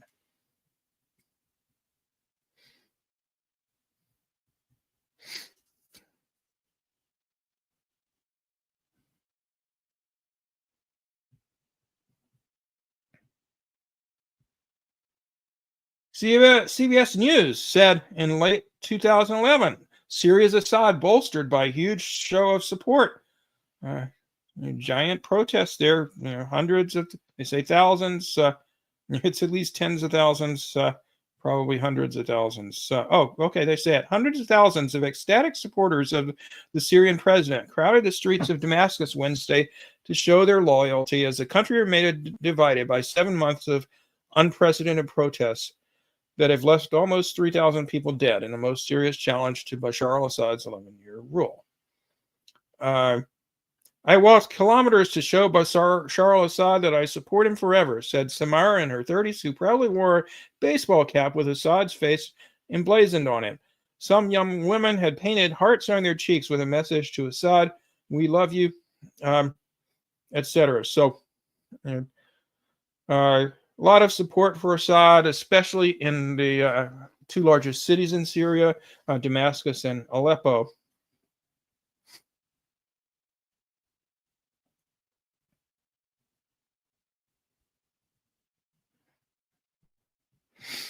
Okay, and in 2014, there was an election.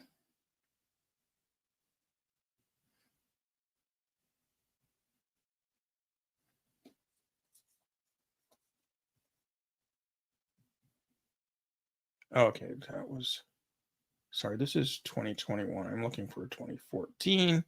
In 2014, there were political reforms in 2011 and 2012 that, among other things, prior to that, basically Syria was a one-party state for all of Hafez al-Assad's rule and the first part of Bashar al-Assad's rule, where basically Syrian people did get to vote, but basically their vote was, it was a referendum, yes or no. Do you want whoever the Ba'ath Party picked as the presidential candidate to be the president or not?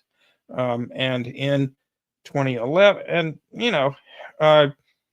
obviously, revolutionary governments often have one workers' party. I mean, I wouldn't necessarily call Assad's government a socialist government in this revolutionary socialist government in the sense that China or the Soviet Union were. But anyway, my point is, often they have one kind of workers' party as the main or only party, constitutionally the leading party in the state, basically as a defense against the restoration of capitalism.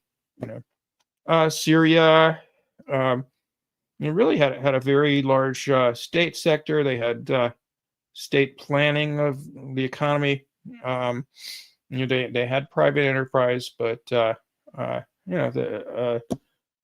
they for a long time lived up to their proclaimed ideology of having basically a socialist government, and part of that was a one-party state, and they implemented a number of reforms in like after the protest, because there were legitimate protesters there who made some demands, and one demand was multi-party popular elections. So they put that in place in time for the 2012 and 2014 elections.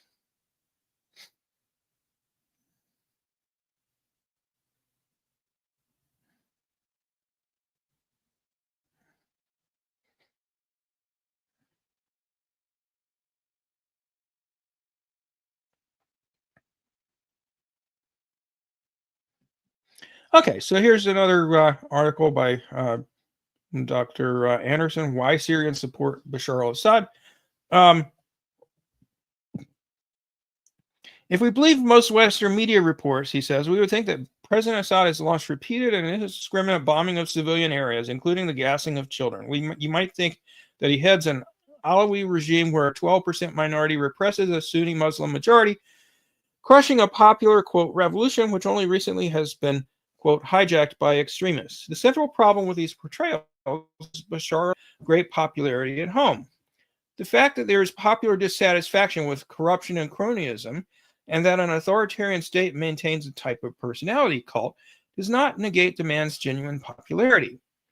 His strong win in Syria's first multi-candidate election in June dismayed his regional enemies, but it did not stop their aggression. Let's see.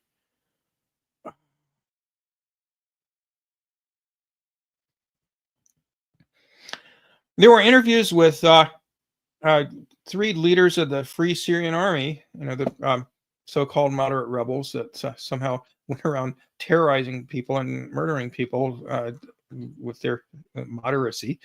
And they said that Assad, people that are trying to overthrow Assad's government said he had overwhelming majority popular support.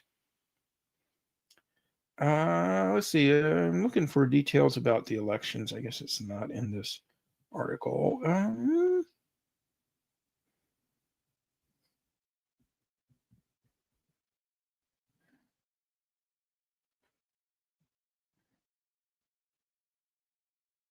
Okay, so all right, here we go. International observers in Syria elections.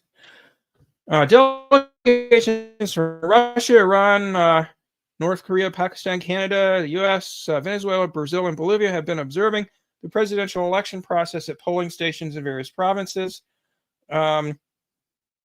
So I saw really high turnout.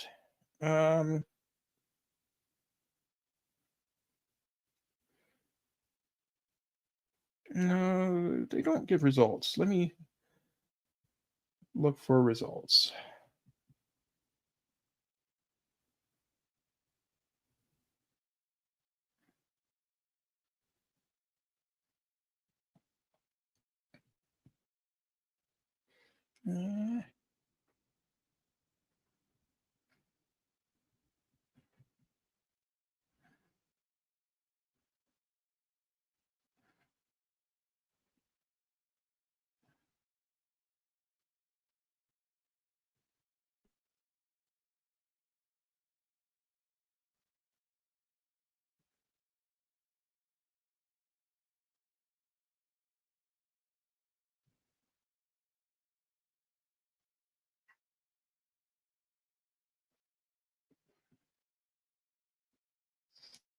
Okay, well, anyway, so in 2014, Assad was reelected with, I think it was about 75% of the vote, very large turnout. And then in 2021, why is this not giving me the opportunity to display this? I don't know.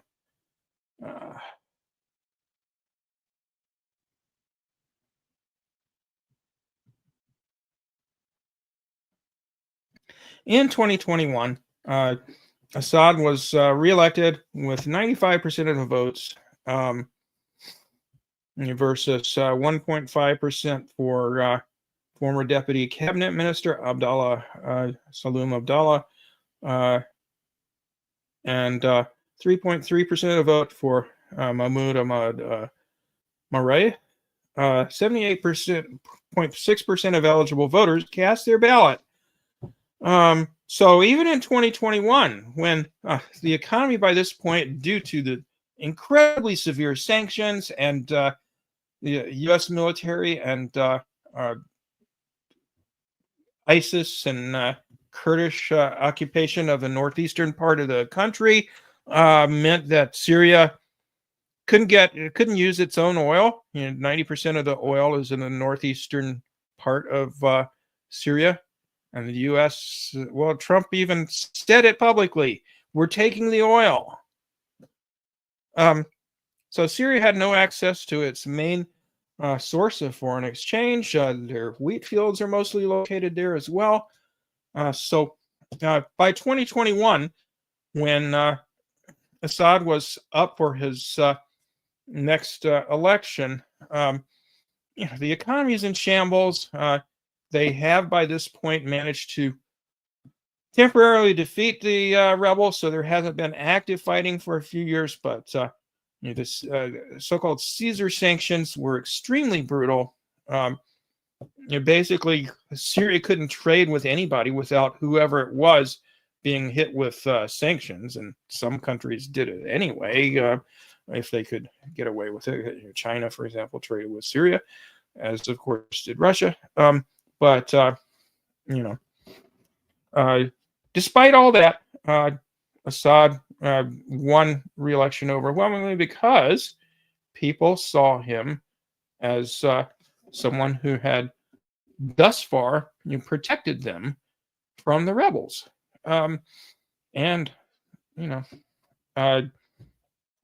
Those who were old enough to remember or knew about it knew that Syria had long been a place where most people had an okay standard of living for such a underdeveloped country. Syria had free education and all the way through college, free health care, extensive social programs of various sorts, which had been cut some over the years, but they still had the free education and free health care and some other stuff. And very importantly to Syrians, the government was a secular government, pluralistic government that promoted religious tolerance and freedom. Exactly the opposite of the so-called rebels.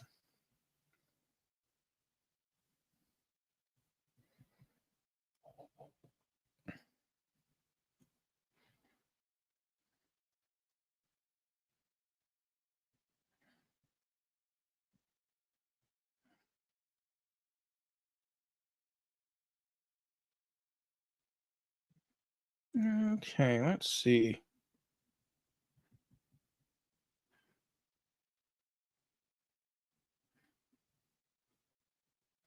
One interesting thing about the elections, because of the war, millions of Syrians, I think there's 23 million, population of Syria is about 23 million, several million had fled the country due to the war.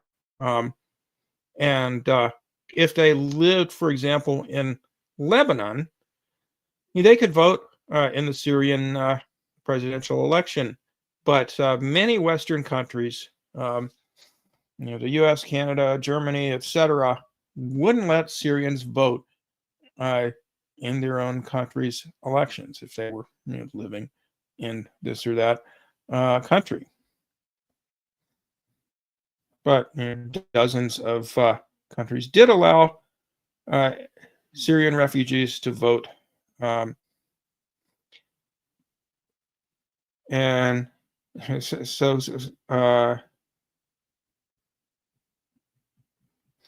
Syrian voters in Lebanon looked around them in Lebanon and saw the non-existent social programs in Lebanon. There wasn't even free public education for children. There weren't any public hospitals.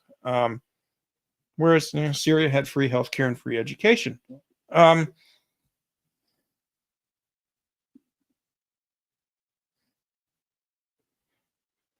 So anyway, the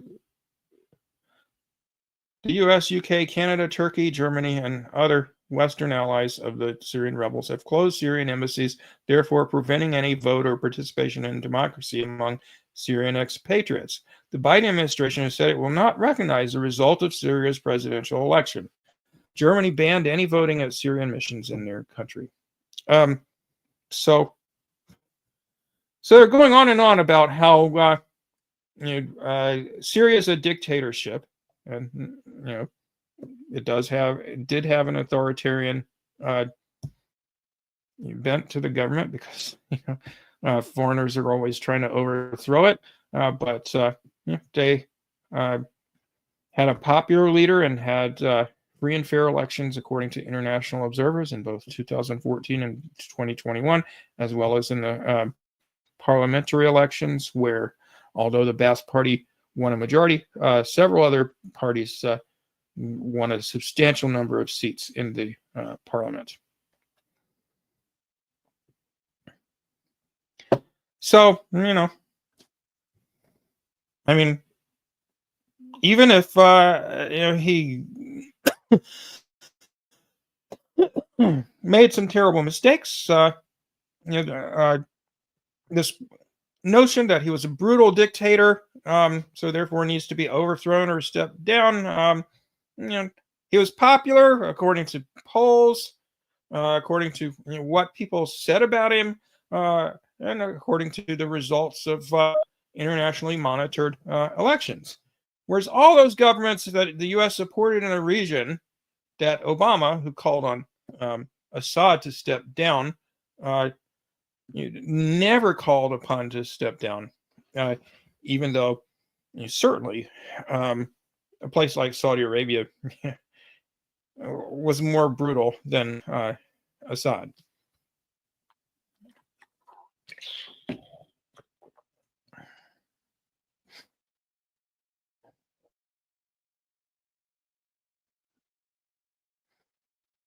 Okay. Gosh, almost up to 2 hours. I should get through this and then get to talking about the overthrow and the aftermath. But first of all, let's talk about a few aspects of atrocity propaganda. First, we have the I've already gone through some of the rebel massacres that were blamed on the government. There were quite a few of those. Also, pretty much right off the bat, in 2013, Syria got blamed for a chemical weapons attack.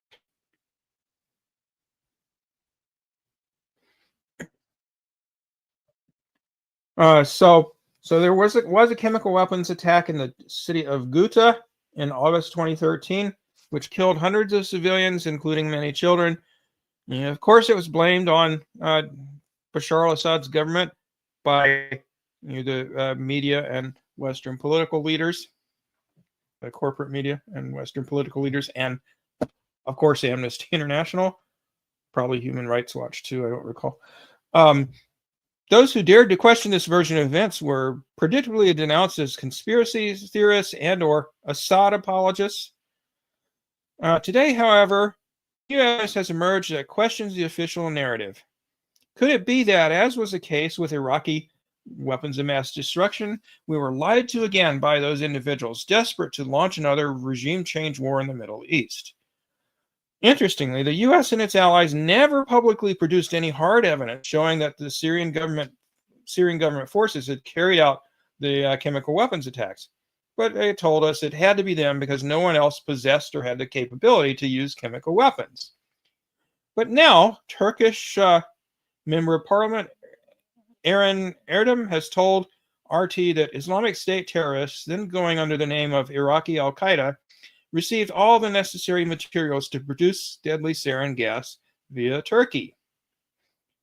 Erdem is now being charged with treason for his comments.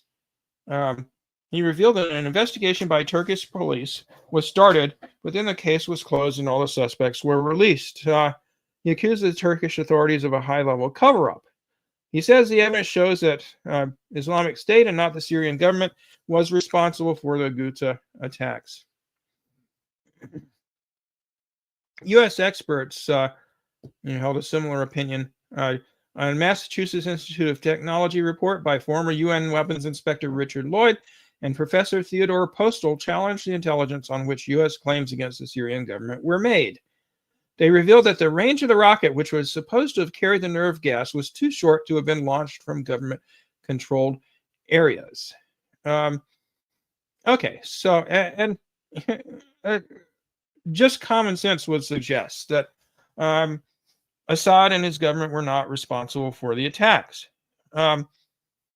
Because, I mean, if you're Assad, you know that, the U.S. and all these other countries are, looking for an excuse to escalate their efforts to overthrow your government. So, interestingly enough, there was a team of UN chemical weapons inspectors in Damascus right at the time that this attack occurred, which was 12 kilometers. Ghouta was 12 kilometers, is 12 kilometers from downtown Damascus. It doesn't make sense, right?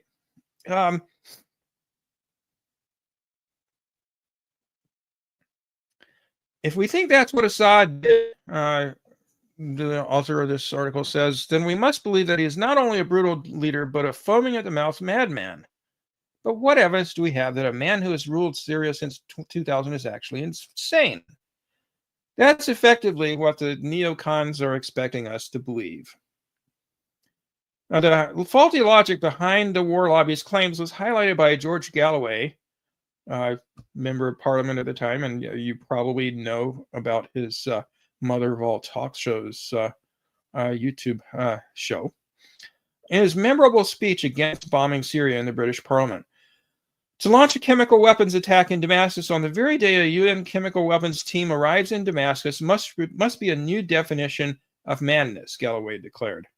And then he tweeted, "I was right about the chemical weapons attack on Ghouta, though ridiculed at the time. We narrowly avoided going to war on Syria on a hoax." Well, I mean, George, we did actually go to war against Syria. We just primarily used proxies, although there were U.S. and other foreign troops there.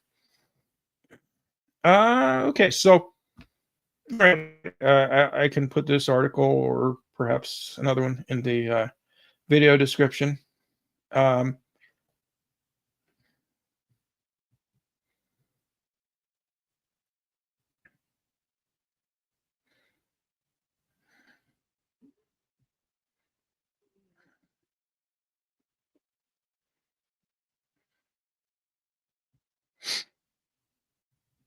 Okay, well, here's something from her old friend Tulsi Gabbard, who kind of went off the deep end on Israel, and I let her have it about that in a video a few months ago.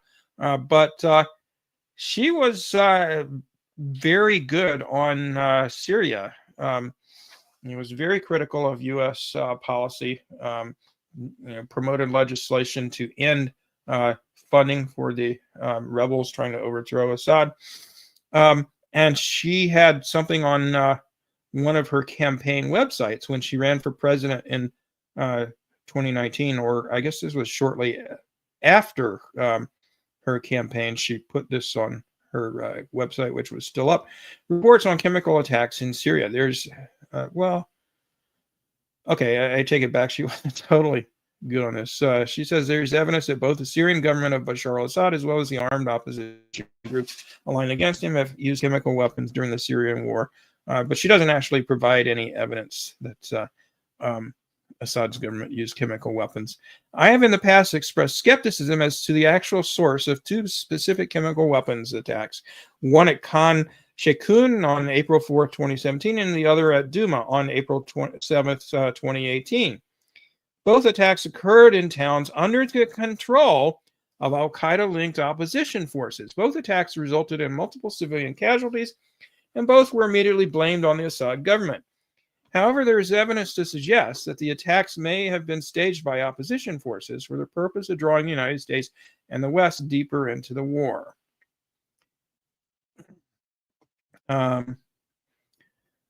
Okay, so she talks about the attack on Khan Shatoun, the OPCW report, that's Organization for the Prevention of Chemical Weapons, for the Prohibition of Chemical Weapons. That's a UN entity that investigates chemical weapons attacks and it works to get rid of chemical weapons. Khan Shatoun is a town in the al-Qaeda-held province of Idlib in northwestern Syria. On the morning of April 4th, 2017, it was struck by a chemical weapons bomb, supposedly dropped from an aircraft. The bomb left a crater about 1 meter in diameter and 1/2 meter deep down in the middle of the road. Photographs released on social media show a cylindrical bomb casing protruding from the crater. The bomb contained a nerve gas sarin, which dispersed through the town and killed 89 people. Inconsistencies found by Dr. Postal et al. The size and shape of the crater and the damage to the cylinder is inconsistent with an aerial bomb, but rather with an improvised explosive device, which was placed on the ground and then detonated. Videos of smoke plumes show the wind blowing in a different direction than weather report for the day of the attack, suggesting the videos were taken on a different day. Photographs indicate that the crater had been tampered with. Photographs show persons standing around the bomb casing wearing only gloves and dust masks, which would not be sufficient to protect them from sarin. Other inconsistencies include a picture of a dead goat, which, judging by the rope around its neck and marks on the ground, had been killed and then dragged to the scene from another location. Attack on Duma, 2018, OPCW report.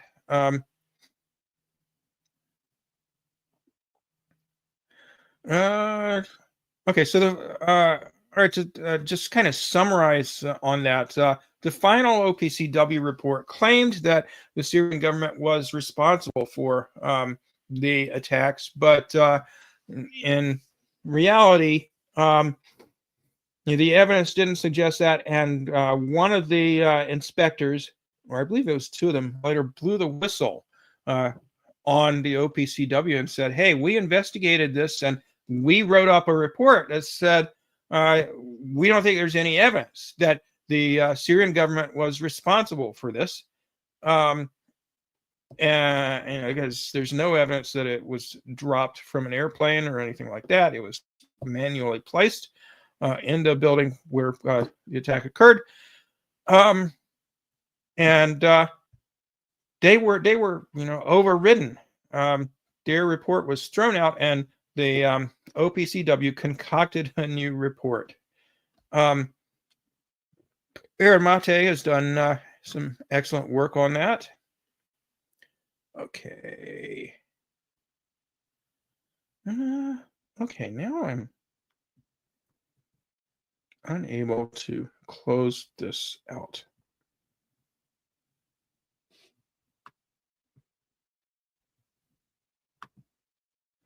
Oh, great. All right, my computer is, or at least my browser is frozen, so.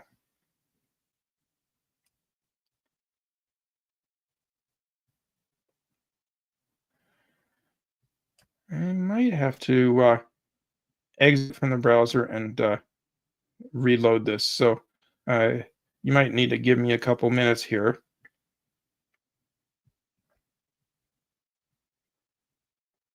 Okay, hold on. I will be right back.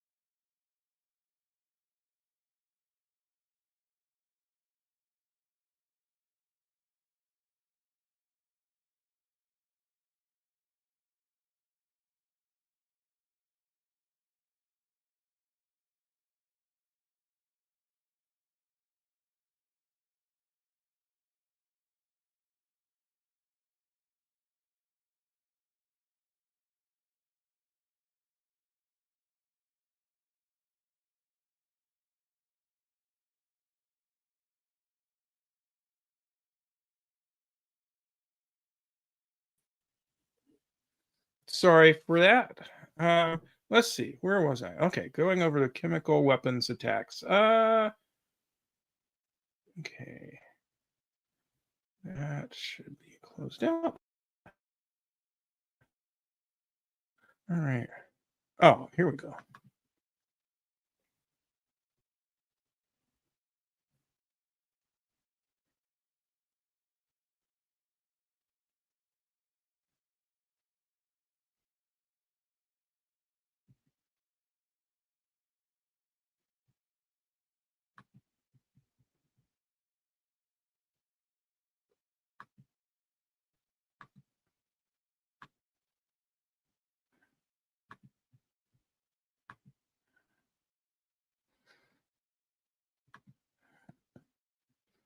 Okay, so here's Aaron Mate's article that I was telling you about. OPCW whistleblowers confront leadership's attacks and cover-up of Duma deception. OPCW leadership tried to discredit two veteran officials who challenged a cover-up of its chemical weapons investigation in Duma, Syria. And they issued letters detailing their evidence that there was that the Syrian government hadn't engaged in a chemical weapons attack, and talking about how their report was covered up.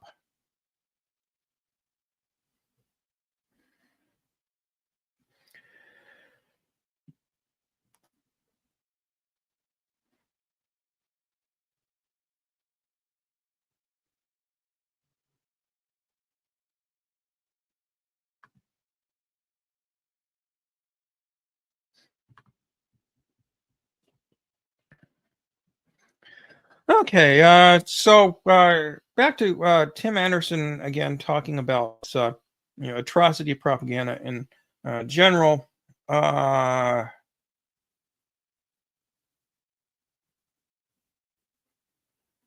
see. I thought there would be some mention of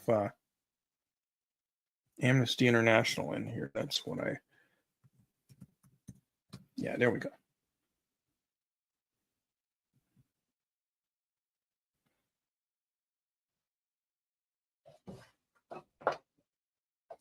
Okay.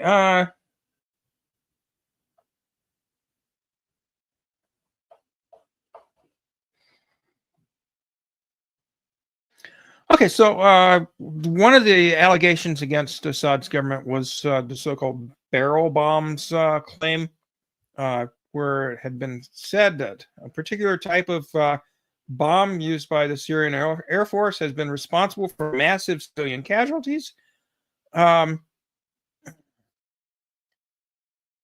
And it was pointed out, well, there's lots of bombs that can cause massive civilian casualties. So what's special about a barrel bomb, for one thing? But it's just kind of a propaganda claim, repeating this claim. Oh, they use barrel bombs. It's a weapon of mass destruction, supposedly. So that's propaganda ploy to demonize the Syrian government. But the vast majority of the sites of these alleged barrel bomb attacks, just like the alleged chemical weapons attacks or actual chemical weapons attacks in some places, have been in places occupied for years by the sectarian, head-chopping rebels.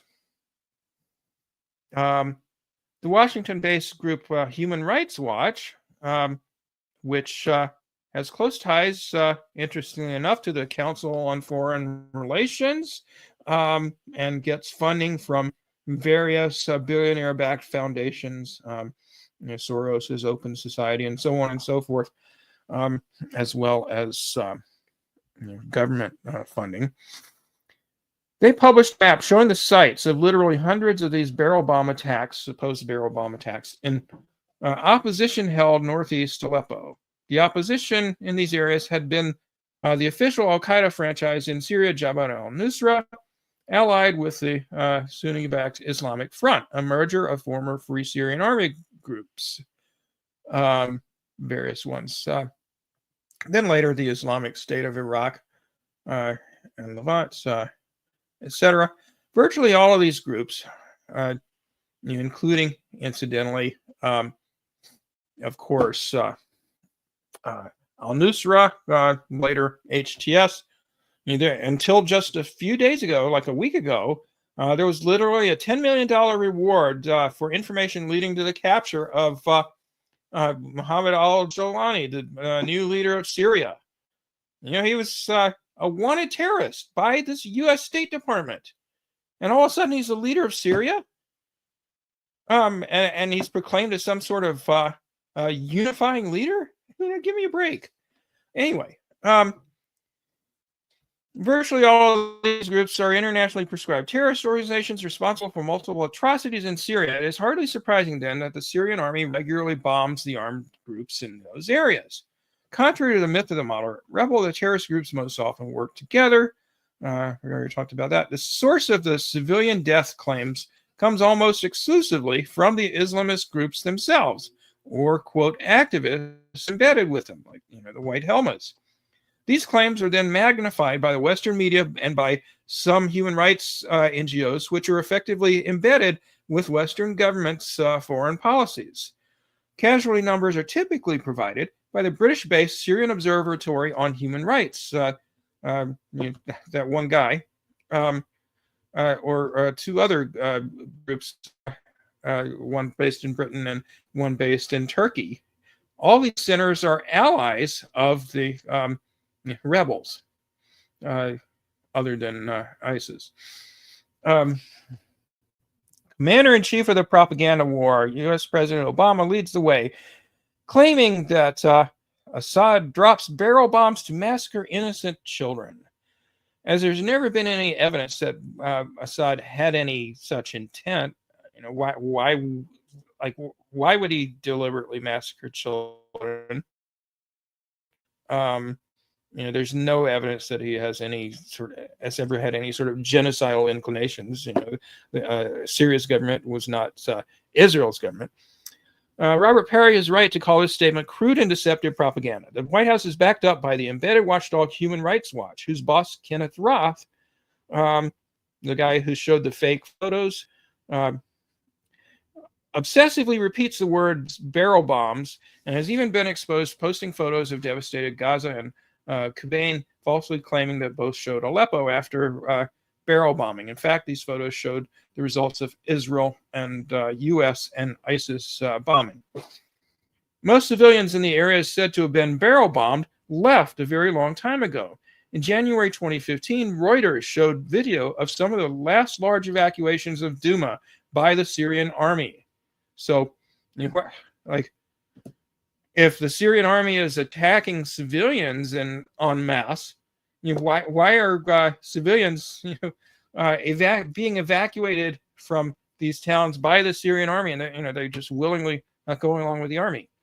In fact, Syria had a draft, and the army was just a cross section of regular people. Anyway, several months later, the same agency decried a massacre of, quote, civilians in Douma using the, quote, activists of the Syrian Observatory on Human Rights, that guy all the way in Britain, as their source. Repetition of these fake claims by the Islamists, their associate activists, and their Western backers has led to headlines like, the Syrian regime's barrel bombs kill more civilians than ISIS and Al-Qaeda combined. Such stories suggest the need for more war on Syria. The photos of dead and injured women and children in ghost towns inhabited by the armed groups are simply borrowed from other contexts. Amnesty International largely adopted the barrel bomb story along with the invented civilian casualty numbers. None of this is to say that the Syrian army has not killed civilians, particularly those embedded with the terrorist groups. However, many Syrians whose families have been directly affected by the terrorist attacks question why the government has not carpet-bombed areas like Douma, northeast Aleppo, and Raqqa. They say the only civilians remaining there are those that support the terrorists. The U.S. certainly did not hesitate to carpet-bomb the Iraqi resistance in Fallujah back in 2004. Okay, so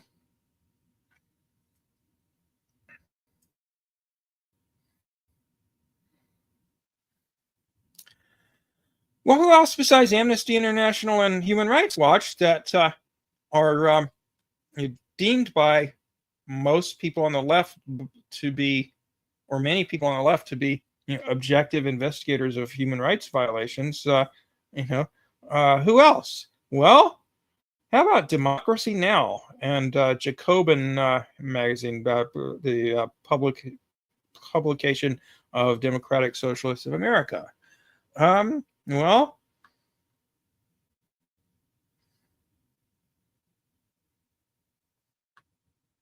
Democracy Now! Was Amy Goodman was protested by peace activists regarding Democracy Now!'s biased Syria coverage.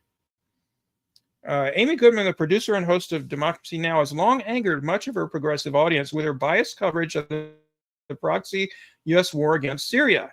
A Veterans for Peace chapter wants to give Goodman a piece of their minds. The warmongers in Washington seem determined to use the story of Assad bombing his own people with chemical weapons. The mainstream media plays that story big time, and Amy Goodman echoes it on Democracy Now! Amy has continued with only rare exceptions to promote the Assad did it again stories on her show. So on. I'm not going to read you the whole article, but yeah, a lot of people were very upset by Democracy Now!'s coverage.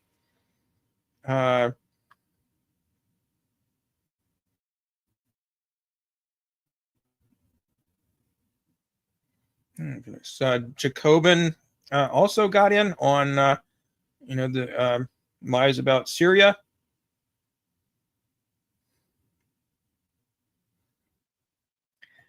Syria has Daniel Azari, I don't know who that is, but anyway, he's the author. Syria has generated more lies than any United States action since the 2003 invasion of Iraq. I would say more than that, more than any in history, really. That's why Jacobin magazine's self-proclaimed leading voice of the American left is so important. Readers need it to help cut through the dense fog of mendacity billowing forth out of Washington.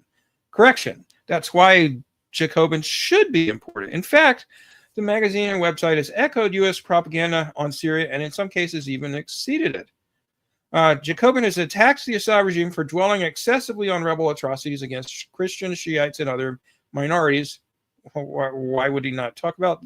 They would not talk about those, and has criticized Washington for failing to provide jihadis with advanced weaponry, such as shoulder-fired anti-aircraft missiles. It has criticized the United States for bombing Al-Qaeda and ISIS and not the regime. It's accused the U.S. left of being soft on Assad for opposing regime change and argued that Saudi-backed holy warriors are no threat to democracy. Jacobin has even blamed the Ba'athist regime in Damascus for attempting to counter on an illegal U.S. incursion. In support of Donald Trump's claim that Syrian President Assad dropped poison gas on the northern Syria town of Khan Sheikhoun last April, that's 2017, Stephen Shalom, a political science professor, argued that Assad is capable of anything, and his decision to bomb perilously close to U.S. forces proves it. Etc. I forgot to share this. Okay, there it is. Jacobin is fueling the lies about Syria. All right. Just a couple more things here, and then we'll wrap up. So, if you have outlets like Democracy Now!, famously called a War and Peace report during the war in Iraq and very much against the Iraq War, and Jacobin, the flagship publication of Democratic Socialists of America, if they're not the only ones, but if they're making all these claims about chemical weapons attacks and barrel bombs and so on and so forth, blaming those on the Syrian government, blaming those killings of Syrians on the Syrian government, despite abundant evidence to the contrary, leftists and anti-war activists are reading those publications, they're going to buy into the propaganda in a lot of cases. Now, I should mention, I don't think I have time to get into this in any detail. I might do, another episode on it sometime soon. But I'm actually in a socialist discussion group. It's not really big enough to be a socialist organization, where a lot of the people in this group buy into this, into these sorts of claims. And unfortunately, a lot of the Palestine solidarity movement has also bought into atrocity propaganda about the Assad regime, which again is not to say that no human rights violations have been committed were committed by Assad's government, but just to say that there were so many cases where incidents were either fabricated, or in most cases there were atrocities committed by the quote unquote rebels that they then blamed on Assad's government. And everybody from Jacobin to Democracy Now! To the corporate media to politicians to human rights groups to supposed anti-war activists are all singing the same tune about Assad's brutal government, or and hardly talking about the atrocities of the terrorists who blew up the World Trade Centers and are officially regarded by the State Department as terrorists until recently, but somehow they're not responsible for atrocities in Syria. And it's just crazy to me that there are people on the left or in the anti-war movement who buy into this. Some of them just totally lock, stock, and barrel. This guy, David, in this group that I'm in, just had a post in the group the other day that just right on down the line, every single claim that's been made about the Syrian government, that they started this so-called civil war by attacking protesters, and then people took up arms, and you didn't even know about the fact that the U.S. was funding the rebels. I forgot to mention Operation Timber Sycamore, one of the few occasions where the New York Times reported honestly about something. They and the Washington Post talked about this secret program called Operation Timber Sycamore that the Obama administration funded. CIA funded the so-called rebels to the tune of about $1 billion a year between 2013 and 2017. And the public funding stopped at that point, but there's still the rebels were still getting billions of dollars from the U.S. and many other countries, and they got money before 2013 as well. But to just not know this and not question, you read something in the the New York Times that says Assad's government his military or whatever committed atrocity X. They just uncritically accept mainstream media or human rights organization reports that make these claims. You don't even question them, and it's like, how can you adopt that perspective when you know that your government constantly lies? Just a little over a year ago, of course, we had these claims repeated by Joe Biden, who claimed he had seen photos of beheaded babies beheaded by Hamas and his colleagues on October 7th. 40 beheaded babies, supposedly. There were no beheaded babies. Only one baby died on October 7th, and there's no evidence whatsoever that anybody deliberately killed that baby. very few children were killed on October 7th. You had the mass rape atrocity propaganda. This guy, David, that I'm talking about, I don't think he believed the beheaded babies thing, but he kind of believed the rape propaganda until, and even said, oh, look, the New York Times is reporting on it. And then finally, after I showed him articles in the Gray Zone, debunking this, or maybe he found them himself. I can't remember. He finally backed down on that. But I mean, some of the propaganda was just obvious right from the get-go. Nobody believed the beheaded babies crap, unless they were just total Zionists. And you've got weapons of mass destruction in Iraq. The babies being pulled out of incubators, atrocity propaganda that started the first war against Iraq back in 1991. You had the Gulf of Tonkin incident that started the Vietnam War. No evidence that any U.S. ship was attacked in the Gulf of Tonkin ever emerged. The Spanish-American War started in 1898 because supposedly the USS Maine was blown up by the Spanish. No evidence that happened. Or maybe they said it was blown up by the Cubans. I can't remember.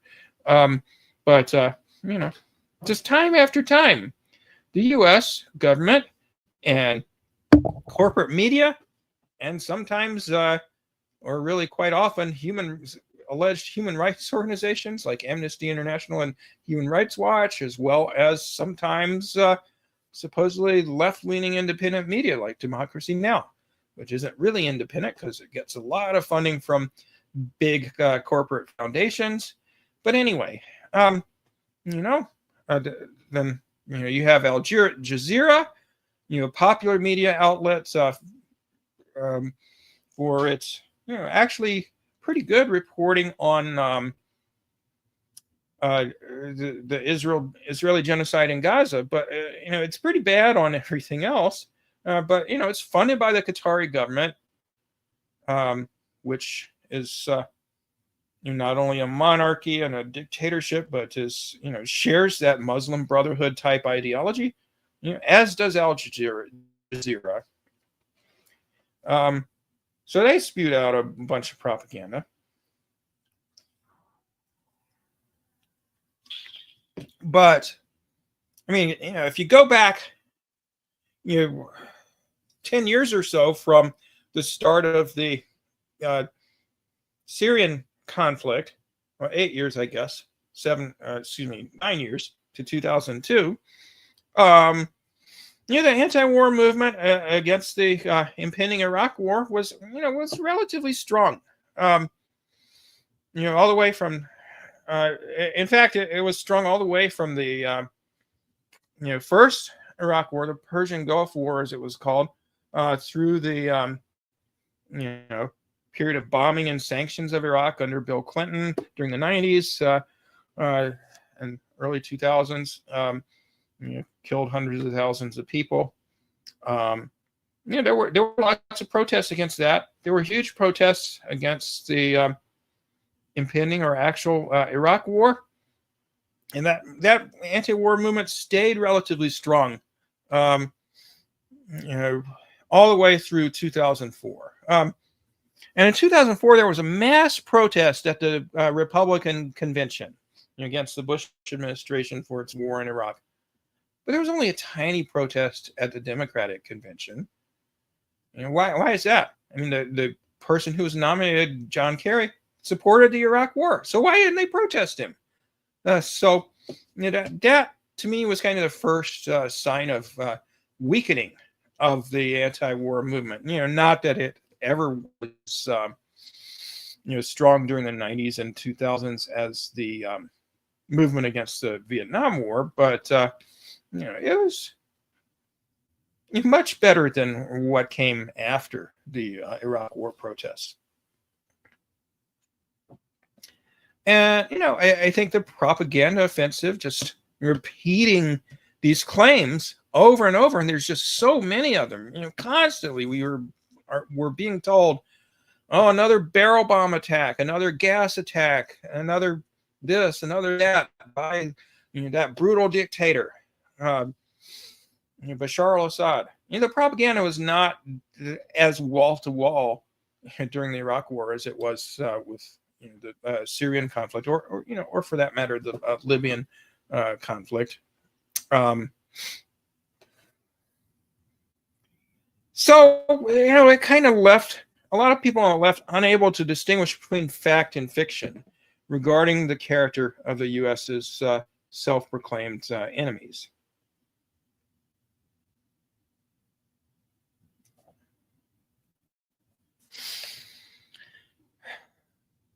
Like if you hear your government, which clearly wants to go to war with, or otherwise try to overthrow a government, and often, as in the case of Syria, sanctions are involved, and sanctions are an act of war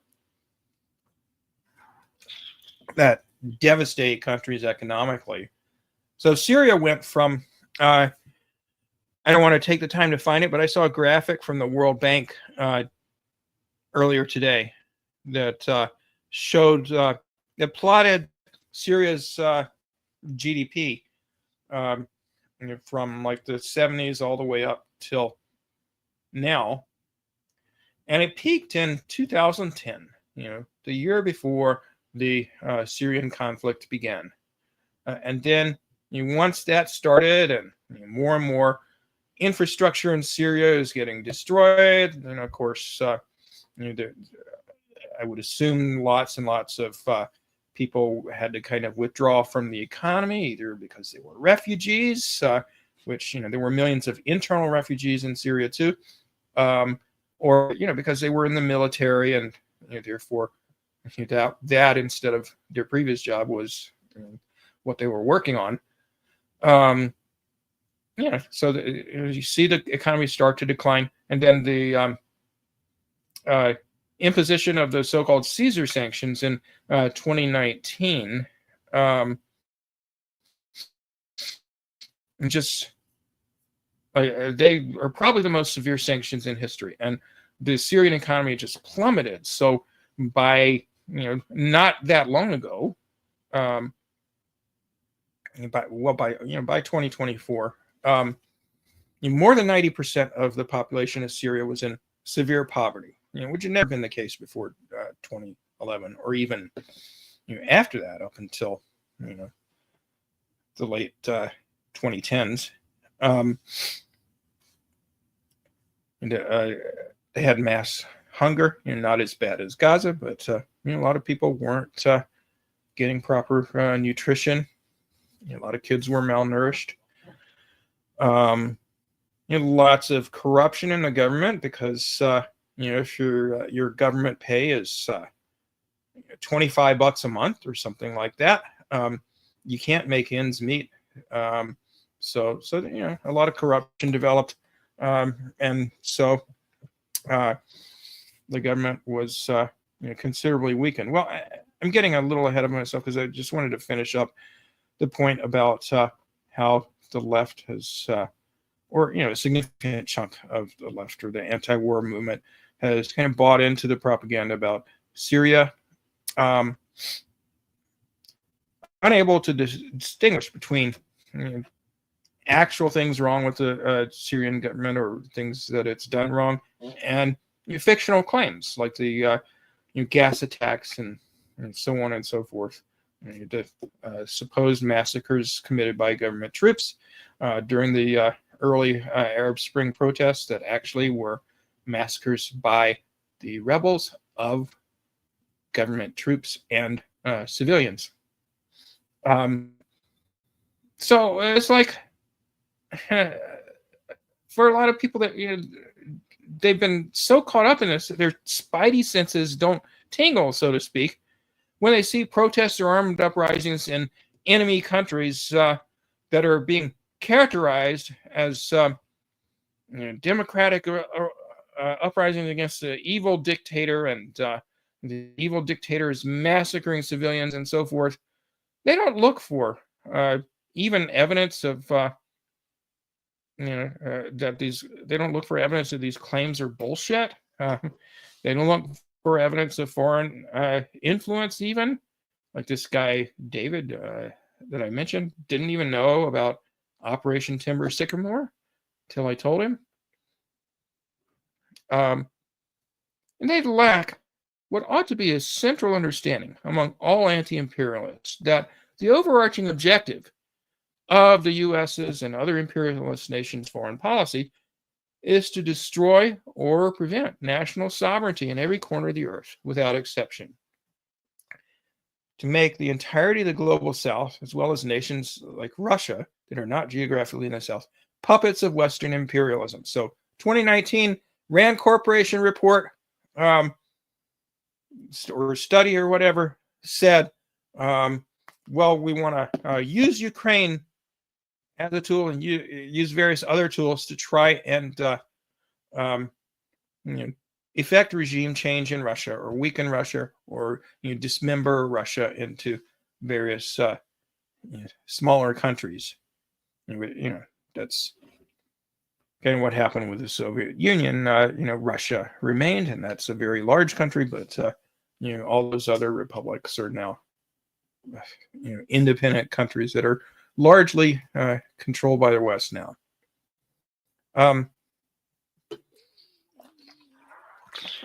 The degree of authoritarianism that exists in Syria or Iraq or any other targeted nation, a nation in the crosshairs of Western imperialism, it just isn't a genuine concern of the West. But they engage in these hyperbolic denunciations of quote-unquote regimes in imperialism crosshairs, and really that's just a fig leaf covering up their real designs. And meanwhile, they don't talk about any authoritarianism or human rights violations or war crimes or whatever by regimes that they support, like Israel or Saudi Arabia or whoever it is, Ukraine. And if you are going to call yourself an anti-imperialist, and you're not already aware of all this, you need to wake the fuck up. Okay? All right, well, let's talk just briefly here about what happened over the last few weeks.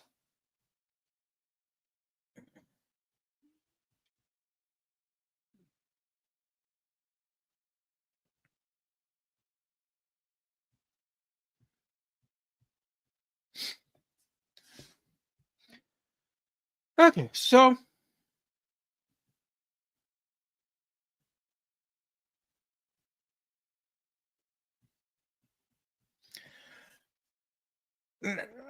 of course, the fall of Assad's government so rapidly on December 8th took a lot of people by surprise. However, one group of people who were not surprised were Iranian officials who informed Assad about how weak the Syrian military was because of sustained attacks by Israel on Syrian army positions, by the Israeli invasion of Lebanon, which weakened Hezbollah, which is a major supporter of Syria, or was, and the war in Ukraine, which took Russia's attention away from the conflict.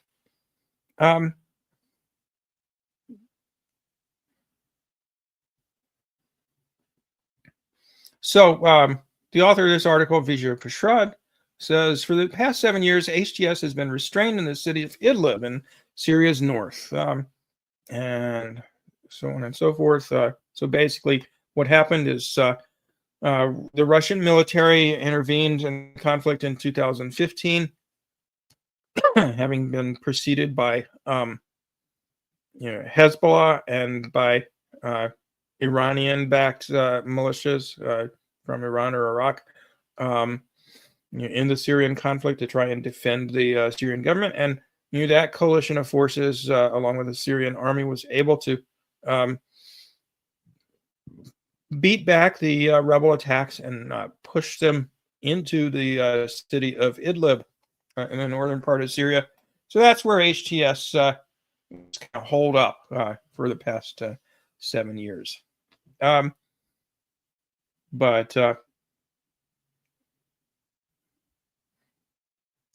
the surprise victory of HTS had been predicted in November by Iranian officials for the reasons I mentioned earlier. And Assad kind of didn't believe it, basically. The foreign minister of Iran, Abbas Araghchi, told Assad that Iran simply didn't have the capacity to send new troops to defend Damascus. It had also been made clear to the Assad government that the Russians did not have the surplus capacity to defend the government. During the HTS drive against the Syrian army, the Russian presidential envoy for Syria said that he had been in touch with the incoming Trump administration to discuss a deal between all parties over the Syrian conflict. Neither Russia nor Iran believed that the Assad government would be able to unilaterally defeat the various rebels and remove the United States from its occupation of the eastern oil fields. So basically, the sanctions and the U.S. occupation of the oil fields, and then the attack by the rebels, all the infrastructure destruction during the years of war that couldn't be repaired because of the sanctions. Syria was basically just hollowed out. It was very weak, and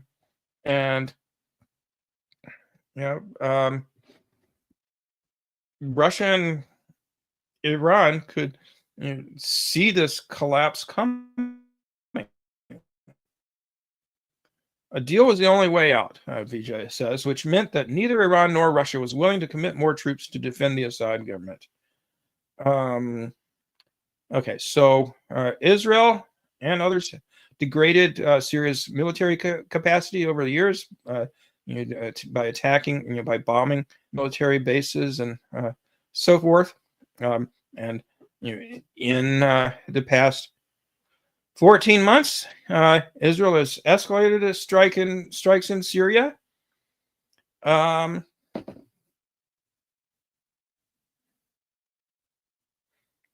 So on December 4th, the heads of the militaries of Iran, Iraq, Russia, and Syria met to assess the situation in Syria. They discussed the movement of HTS down from Aleppo and agreed that with this fragile ceasefire in Lebanon, which of course prevented Hezbollah from directly intervening because they're supposed to stay behind the ceasefire lines in Lebanon, and the Syrian government's weakened forces, this was a dangerous scenario. While they said they would support the government in Damascus, there were no concrete steps taken by them.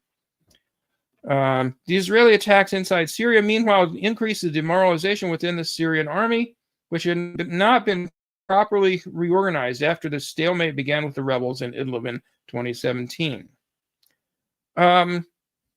Okay. So basically, Russia and Iran and others are telling Assad, look, you're in a very weak position. Your military is not going to be able to withstand this attack. You need to make a deal. So apparently some deal was made. We don't know any of the details at this point. But that's that, along with the weakness of the Syrian army, the corruption. Apparently a lot of generals. I guess we don't have solid confirmation of this, but apparently a number of generals in the Syrian military were paid off to not fight, and we don't know at this point whether outside players like Russia told them to stand down. Like allegedly, some of the Syrian units were under the command of Russia, or whether Assad himself told them to to not fight and like flee, take whatever weapons they could. And there are a number of groups of former Syrian National Army troops fighting a guerrilla war as we speak. That's one of the things that's happened over the past couple of weeks. So that may grow. But given the situation that Syria was in, it just wasn't to be that the Syrian government was going to be able to hang on. Gaddafi's government, which Libya was the wealthiest country in Africa by far, seemed like a very stable and well-liked government. It collapsed very quickly. It collapsed in well under a year, whereas the Syrian government held out for 13 years. That's considering the concerted effort, all the forces brought to bear on Syria. It's really, in a way, impressive that they held out for as long as they did.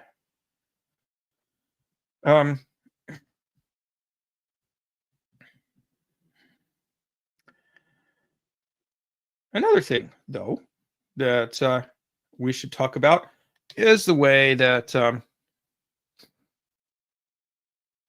Israeli troops and U.S. troops and Turkish troops played a role in the overthrow of the Syrian government.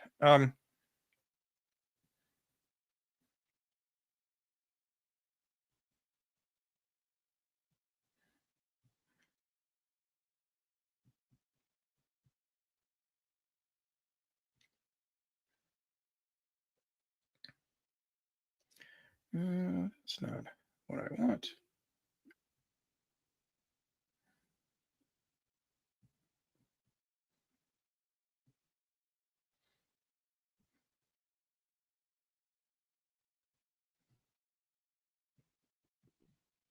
Oh, what in the world? Why did that go away?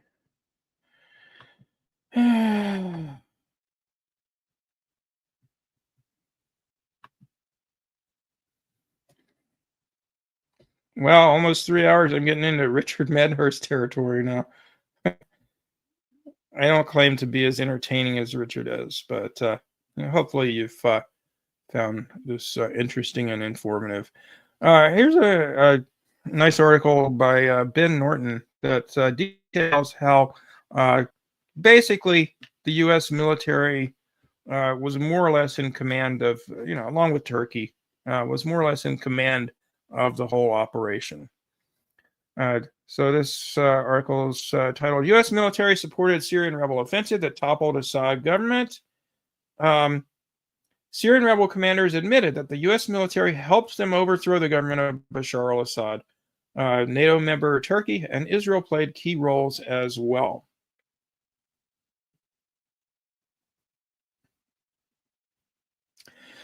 Syrian rebel commanders acknowledge that the U.S. military helped them overthrow Assad's government in a report published by the Telegraph, a major British newspaper, titled U.S. Prepared Syrian Rebel Group to Help Topple Bashar al-Assad. The article revealed that a rebel group armed, trained, and funded by the United States based in the south of Syria collaborated with rebranded al-Qaeda in the north to jointly topple the Syrian government. So, al-Qaeda is coming in from, HTS is coming in from the north, and the a group called the Revolutionary Commando Army, created by the U.S., came up from the south. They paid and armed and trained these fighters, paid them $400 a month, which is way more than what Syrian troops got. because with the sanctions and the devastation of infrastructure from the war and the occupation of the oil fields, obviously the government didn't have any money. U.S. military knew an offensive was being planned to topple Assad, the Telegraph reported. I assume they're talking about plans by the rebels. The Pentagon pressured disparate rebel groups and mercenaries in southern Syria to unify behind the U.S.-funded RCA in the lead up to the assault, which was launched in late November 2014. U.S. military officers met with Syrian rebel commanders in the military base that the U.S. had built on the border with Iraq. And it's come out in the last couple of weeks that the U.S. actually has 20 military bases all over Syria. And it also military or CIA bases, I should say. And also, the U.S. has more than twice as many troops in Syria as they said previously that they had. It's 2,000 rather than 900, as we had previously heard, and that's not including private contractors. The Pentagon told the Syrian rebels to be ready for the impending offensive. An RCA commander recalled in an interview with the Telegraph, "We were just told everything is about to change. This is your moment. Either Assad will fall or you will fall."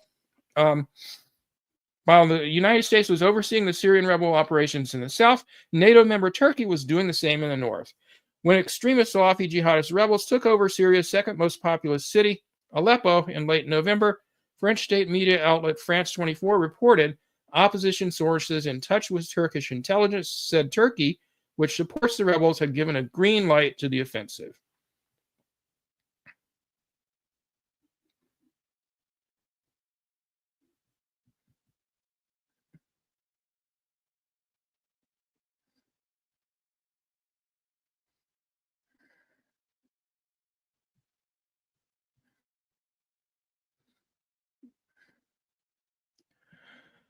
Okay.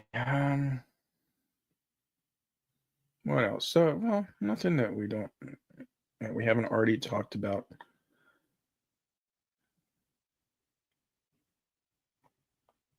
Okay, so of course the U.S. is collaborating with Al Qaeda slash Al Nusra slash HTS. You already knew that, even though they had a $10 million bounty on Jelani. This was on the U.S. Embassy's Twitter account until just recently. It might still be there. I don't know. I haven't looked. But But then they removed the bounty on his head and proclaimed him the legitimate leader of Syria, even though, of course, he hasn't been elected.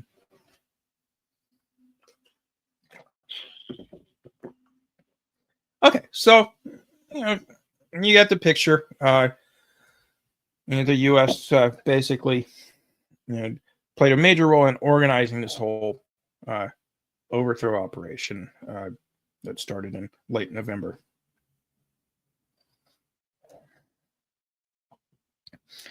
Okay, well, I mean, what is going to happen in the future as a result of this, and what is happening now? Well, what is happening now is, well, I don't know if I want to go through even a handful of these one by one. So let me just show you this tab. This is my bookmarks of atrocities that have been documented by various eyewitnesses in Syria just in the last couple of weeks. Salafist death squads are currently roaming Syria, abducting, torturing, and extrajudicially executing Syrians of different faiths. Salafist death squads are already desecrating Alawite and Christian shrines. Militants in Aleppo have burned the resting place and shrine of Al-Hassan bin, an important religious figure.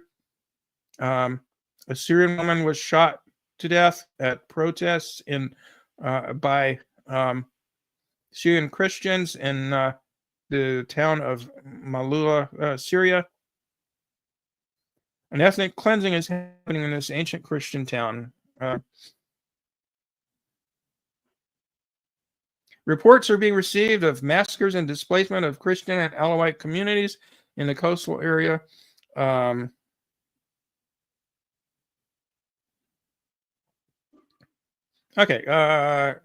Anyway, just dozens and dozens of executions and ethnic cleansings and so on and so forth. There was an incident where a woman was stopped by HTS security officials, or a woman and a man traveling together, and they told her, you go out with any man that isn't a relative. I don't know if that's gonna be or is official new Syrian government policy, but it certainly was something that this particular quote-unquote rebel was trying to impose on them. There have been reports of women being told to cover up with hijabs, which, of course, Syria being a secular, non-sectarian state, we're not required by any means. The government troops, new Syrian government troops, have fired on crowds. There are also mass protests going on. There was an ambush of HTS troops by former Syrian army soldiers. Killed, I think, a couple of dozen of them.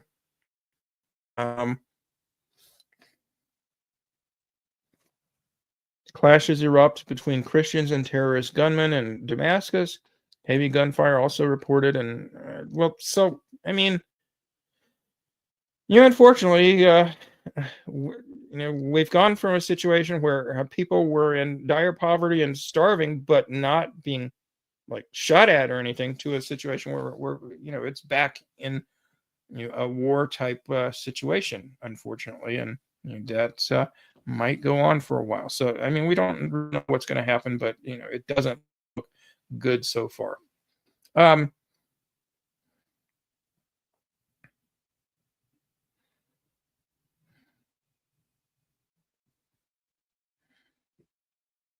So what does this mean for the axis of resistance? Well, it's not really clear at this point. The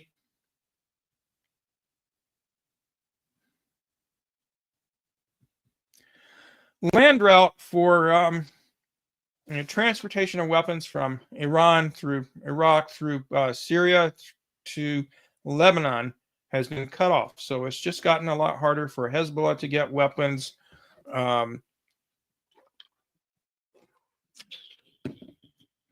It's gotten a lot harder for the fighters that there are in the West Bank to get weapons. Hamas and other groups in Gaza have been cut off from the outside world, other than smuggling in through tunnels and stuff for a long time. And they've managed. They have their own weapons manufacturing capabilities.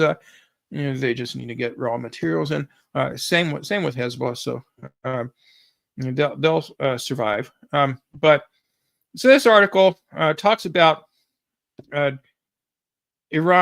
Iran's likely calculation of costs and benefits of continuing to support Syria versus letting the Syrian government fall.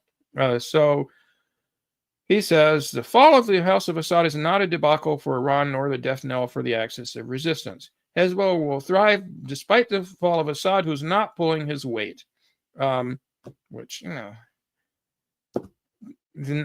arguably it's not necessarily his fault, because he was just trying to his government was just trying to hang on, a very dire situation from which there didn't appear to be any escape. The U.S. wasn't going to lift the sanctions or quit occupying the oil fields as long as Assad was in power. Unfortunately, it just ultimately reached a point of collapse being inevitable. So he says Iran appears to have conducted a cost-benefit analysis and determined that the financial and human costs of remaining in Syria and underwriting the Assad regime outweighed strategic and military benefits. Assad's fall has generated a slew of essays predicting doom for Tehran and for the axis of resistance in general. Bunch of links there. An unstated assumption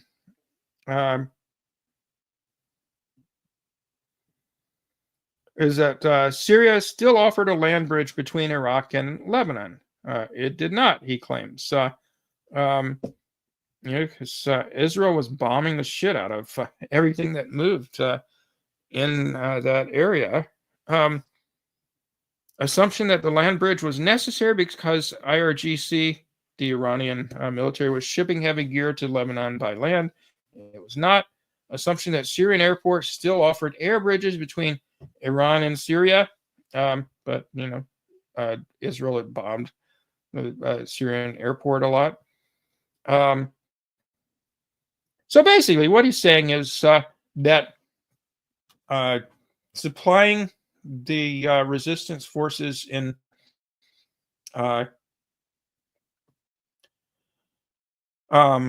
Lebanon and Palestine was dependent on this land bridge, and although maybe he's going too far and saying it doesn't matter at all. I mean, I think he's making a good point that it doesn't matter as much as we think it does for a variety of reasons. One, Hezbollah was getting weapons other ways. Secondly,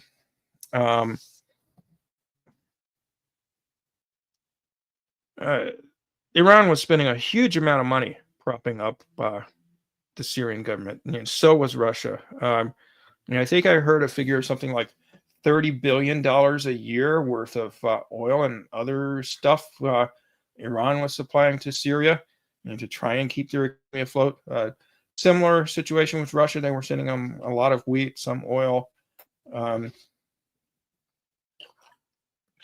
So in the end, it may just have proved to be unsustainable, especially if they had to increase the amount of aid that they were giving Syria. And another thing that this author points out is, how much of an active role, other than just serving as a land bridge, which this author claims wasn't working very well anymore, and serving as a base for resistance forces. So a couple of the Palestinian resistance groups had offices in Damascus. I think maybe Hezbollah had one there. And Iran had Iran also had folks in Syria. So that's something, but the Syrian military wasn't actively fighting at any point in time. There was a point where Yemen, and I think it was Yemen and somebody else, or maybe just Yemen, wanted Syria to open up a front to the east of Israel to help out the Palestinian fighters by opening an additional front, and Assad refused. And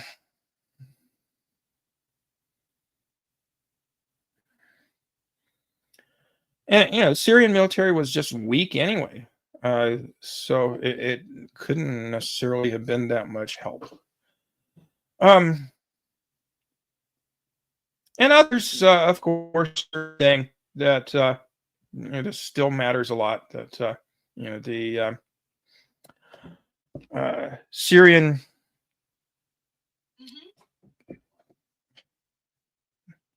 government had been overthrown. But it's hard to say. But I think that author makes some good points that maybe it's not as big a deal for the resistance as a lot of people are saying, it is definitely a blow to the resistance, but not necessarily a devastating one. It is a pretty devastating blow to the Syrian people, though.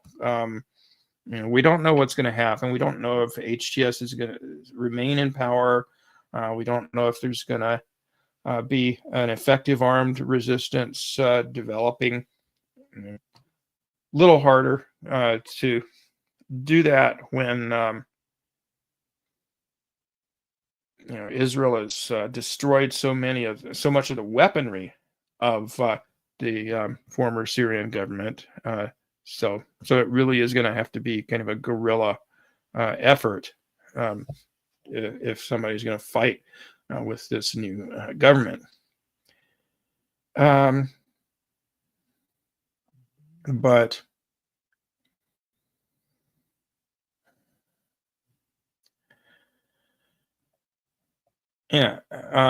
obviously, with these terrorists taking over the government, we're going to see continued massive human rights violations in Syria. Unfortunately, worse than anything the Assad government ever did, certainly. But the resistance is going to continue. It's not dead. Iran is still strong. Hezbollah so far is still in good shape. Yemen is still holding down the blockade in the Red Sea, and is constantly launching missiles at Israel. Iran's likely going to launch Operation True Promise 3 against Israel pretty soon, and it's likely to be a pretty devastating attack. Iran has quite formidable ballistic missile capabilities. And Israel's economy is still decimated. The fact that they're occupying a larger portion of Syria than they had, and they've moved beyond the Golan Heights now, and they're only something like 15 miles from Damascus, maybe. But that isn't going to change the fact that their economy is in super bad shape. Their reputation internationally is completely shot. And a lot of people are saying that despite this, these recent events that definitely benefited Israel, it's certainly not going to be enough to save Israel in the long run. And how long that long run is, we have no way of knowing. But I think most people who've analyzed the situation closely think it's on the order of years rather than decades. Most of us will see the fall of Israel in our lifetimes. Hopefully that's true. We'll see. As for Syria, who knows what's going to happen? Things look pretty bad right now, but that could ultimately change. We'll have to see. All right. Well, I've gone on quite a while tonight. I see I've still got, according to StreamYard, 18 people listening. That's great. That's so many of you stayed with me for so long. But I felt like I had to do a long video because it was there's just so much to talk about with Syria. It's just a very complex issue, and the propaganda is very thick. And of course, Syria, like any other government, Assad's government in Syria, like any other government, had many problems. Many problems were imposed on it by the 13-year-old attack, or 14-year-old attack on Syria by the U.S. and a dozen other countries, and all these mercenaries, about half of them from outside of the country. Somebody made a list of all the different countries that the so-called rebel fighters came from, and it was like more than a dozen. So anyway, I guess I'm going to close here, and let's just keep fighting. Let's not give in to despair, even though we've experienced this defeat. You lose some battles in wars or in struggles for substantial social change, but that doesn't mean you're not going to win the war, because time after time we've seen resistance movements against colonialism and imperialism endure many setbacks. Vietnam lost an enormous number of people in their struggle for liberation. So did Algeria. So have lots of other countries that have ultimately managed to free themselves from the shackles of imperialism and colonialism. And I think that in the lifetimes of many of us, we're going to see a lot of successes and liberation struggles in West Asia. So stay tuned. There's more to come. All right. Take care, everybody. Good night.